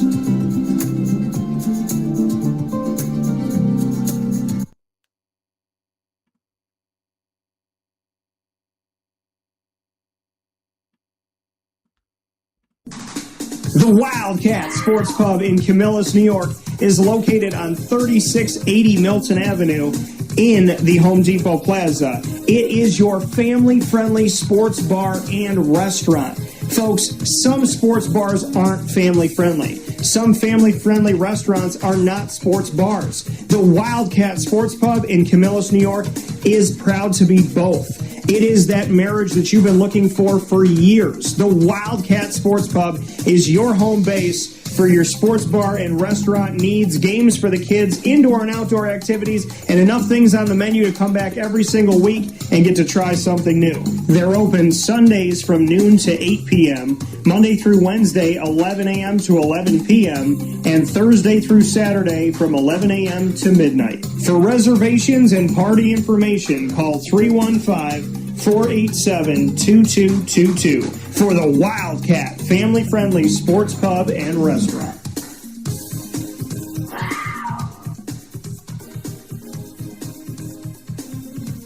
GG Cards and Breaks. Like, comment, subscribe. GG Cards and Breaks coming to you on 639 Delmar Place in Syracuse, New York is your one-stop sports card and trading card shop. Head out to GG Cards and Breaks today and every Tuesday through Saturday from 10 to 6, Sundays from 10 to 5, and get a feel for what it's like to continue to be a big kid. Go out and have some fun. Get closer to the teams you love, the players you love, the sports you love, as well as the games you love. It's all out at GG Cards and Breaks. Thanks to Josh and Anthony and the entire team for their attention to detail, their care, everything that they put together. They have so many great things. Disney Lorcana, Magic the Gathering, Yu-Gi-Oh!, One Piece, Pokemon, as well as soccer, hockey, basketball, baseball, football, and more. It's literally all there for you at GG Cards and Breaks on 639 Delmar Place in Syracuse, New York. So make sure you head out there today and go have some fun and be a big kid. With that being said, here on Wake Up Call with Dan Tortora, I got one more thing that I wanted to talk about because it just popped up and I shared it on my social media. So the Southeastern Conference, the SEC, shared that they had an evening video conference of the presidents and chancellors of the conference on Monday, August 24th. For those of you watching and listening live, that was yesterday. So they decided to share the following statement from the SEC. It says, after a Monday evening video conference of the presidents and chancellors of the Southeastern Conference, the conference is issuing the following statement. College athletes, not former professional athletes, have been at the heart of the Southeastern Conference. Individuals who choose to leave college athletics, sign professional playing contracts, and compete professionally should not then be permitted to return to college competition. Allowing that to occur would blur the line between college and professional sports, create significant competitive equity concerns, and reduce opportunities for high school and current college athletes. College sports are for college athletes.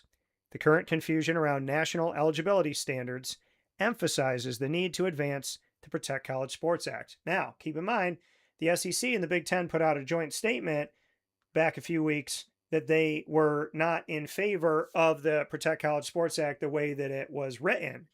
But now they're saying, hey, we have even a more of a need for it, and it's big for the SEC to turn around and go, hey, we are not for these professional athletes coming back and trying to play college. I love that the SEC stood out against this because there's 30 plus conferences in Division I athletics in the NCAA, but the ones that people are kind of waiting on seeing are the Big Ten and the SEC. And the Big Ten potentially could put out a statement today or sometime soon, but the SEC has put out a statement going, college sports are for college athletes. Why do we need to say this again? Common sense has been attacked in this country. Common sense has been manipulated in this country, and it's time for it to stop. Thank you, SEC, for saying that college sports are for college athletes. How does that not make sense to anybody? But at least it's been said, at least it's been shared, and I'm grateful for that. With that being said, I appreciate you for being in the Great Lakes Honda City Studios, and of course being on youtube.com and facebook.com, both /wakeupcalldt, and on wakeupcalldt.mixlr.com, Monday through Friday from 9 a.m. to 11 a.m. Eastern Time, or in today's case, it is almost 1 o'clock because under promise, over deliver. That's what we do. Thanks for being with us on Amazon Music, Audible, iHeartRadio, iTunes, and Apple Podcasts, Player FM, Podbean, Podvine, Spotify, TuneIn, and YouTube. All you have to do is search Wake Up Call with Dan Tortora, or one word, Wake Up Call DT. So many thanks to all of you that have found us there, subscribed and followed, and all the good stuff. Many thanks to our wonderful partners, Great Lakes Honda City, as well as the Wildcat Sports Pub, GG Cards and Breaks, as well as Ma and Pa's, the snack capital of the world. I want to thank the Baked Potato Express. I would also like to thank Gray's Craze of Clay, New York, Skippy's Ice Cream, Canine Camp, Dog Daycare, as well as Pizza Man, Chick-fil-A Cicero, Mother's Cupboard, Canine Campground Dog Boarding, Avicolli's, as well as Game Point Sports Complex, the Willow Rock Brewing Company, and Willow Rock Pizza Pub. And I would love to thank and remind you all that we are the exclusive multimedia marketing partner of your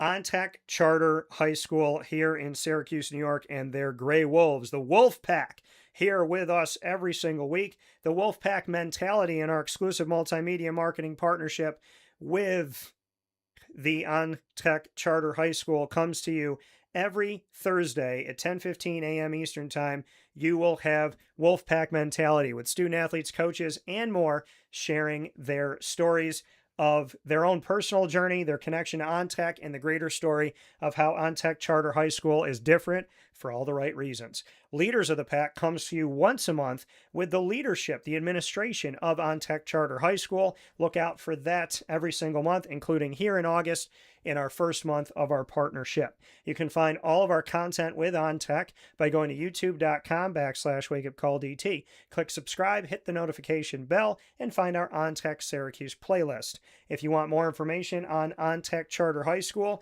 go to ontechcharter.com. And I do want to remind you and share with you that if you want to know all about OnTech, you can, of course, go to their website, like I said, but I also want to share with you that they are a fresh start for high school success with personalized learning, hands-on opportunities between the strong student-staff relationships, leadership opportunities coming from a different high school located in Syracuse that's open to all of New York State from any district, a public school with no districting because they are a charter school. To be part of the Wolfpack means that you'd be putting a premium on a healthy, caring community that will focus on your mental and physical health. Make sure that you get in touch with them today and go to ontechcharter.com. And of course, Wake Up Call with Dan Tortora is also the exclusive multimedia marketing partner of your Binghamton University Bearcats. Find the Bearcats on Wake Up Call with Dan Tortora every Tuesday at 10 a.m. Eastern Time, like today with Allie Yaeger. You can find all of our content by going to youtube.com/wakeupcalldt. Click subscribe, hit the notification bell, and find our Binghamton playlist. The Bearcats are also on wakeupcalldt.com's homepage and underneath the exclusive partners tab. For more information, go to binghamtonbearcats.com and go Bearcats. I want to thank you again for being a part of the show. I want to thank you for your love. I want to thank you for your positivity. And I want you to know that if you haven't prayed to God at all or recently, please do that today. Pray that He helps you make the best decisions. Pray that He guides you toward what is right for you, guards you from what is not, and strengthens you in times of weakness, and strengthens you when you feel strongest. God has got your back, I promise. Thank you to Amir Everson of the Institute of Technology at Syracuse Central. Thank you to Allie Yaeger, Binghamton Volleyball head coach at Binghamton University. And thank you to Avicolli's for the great food, great service, and for the ingredients to success every Tuesday. Remember to keep going when you trip and to keep those around you that will always hold your hand when you never have to ask them to. God bless. No stress. Do your best. Talk soon.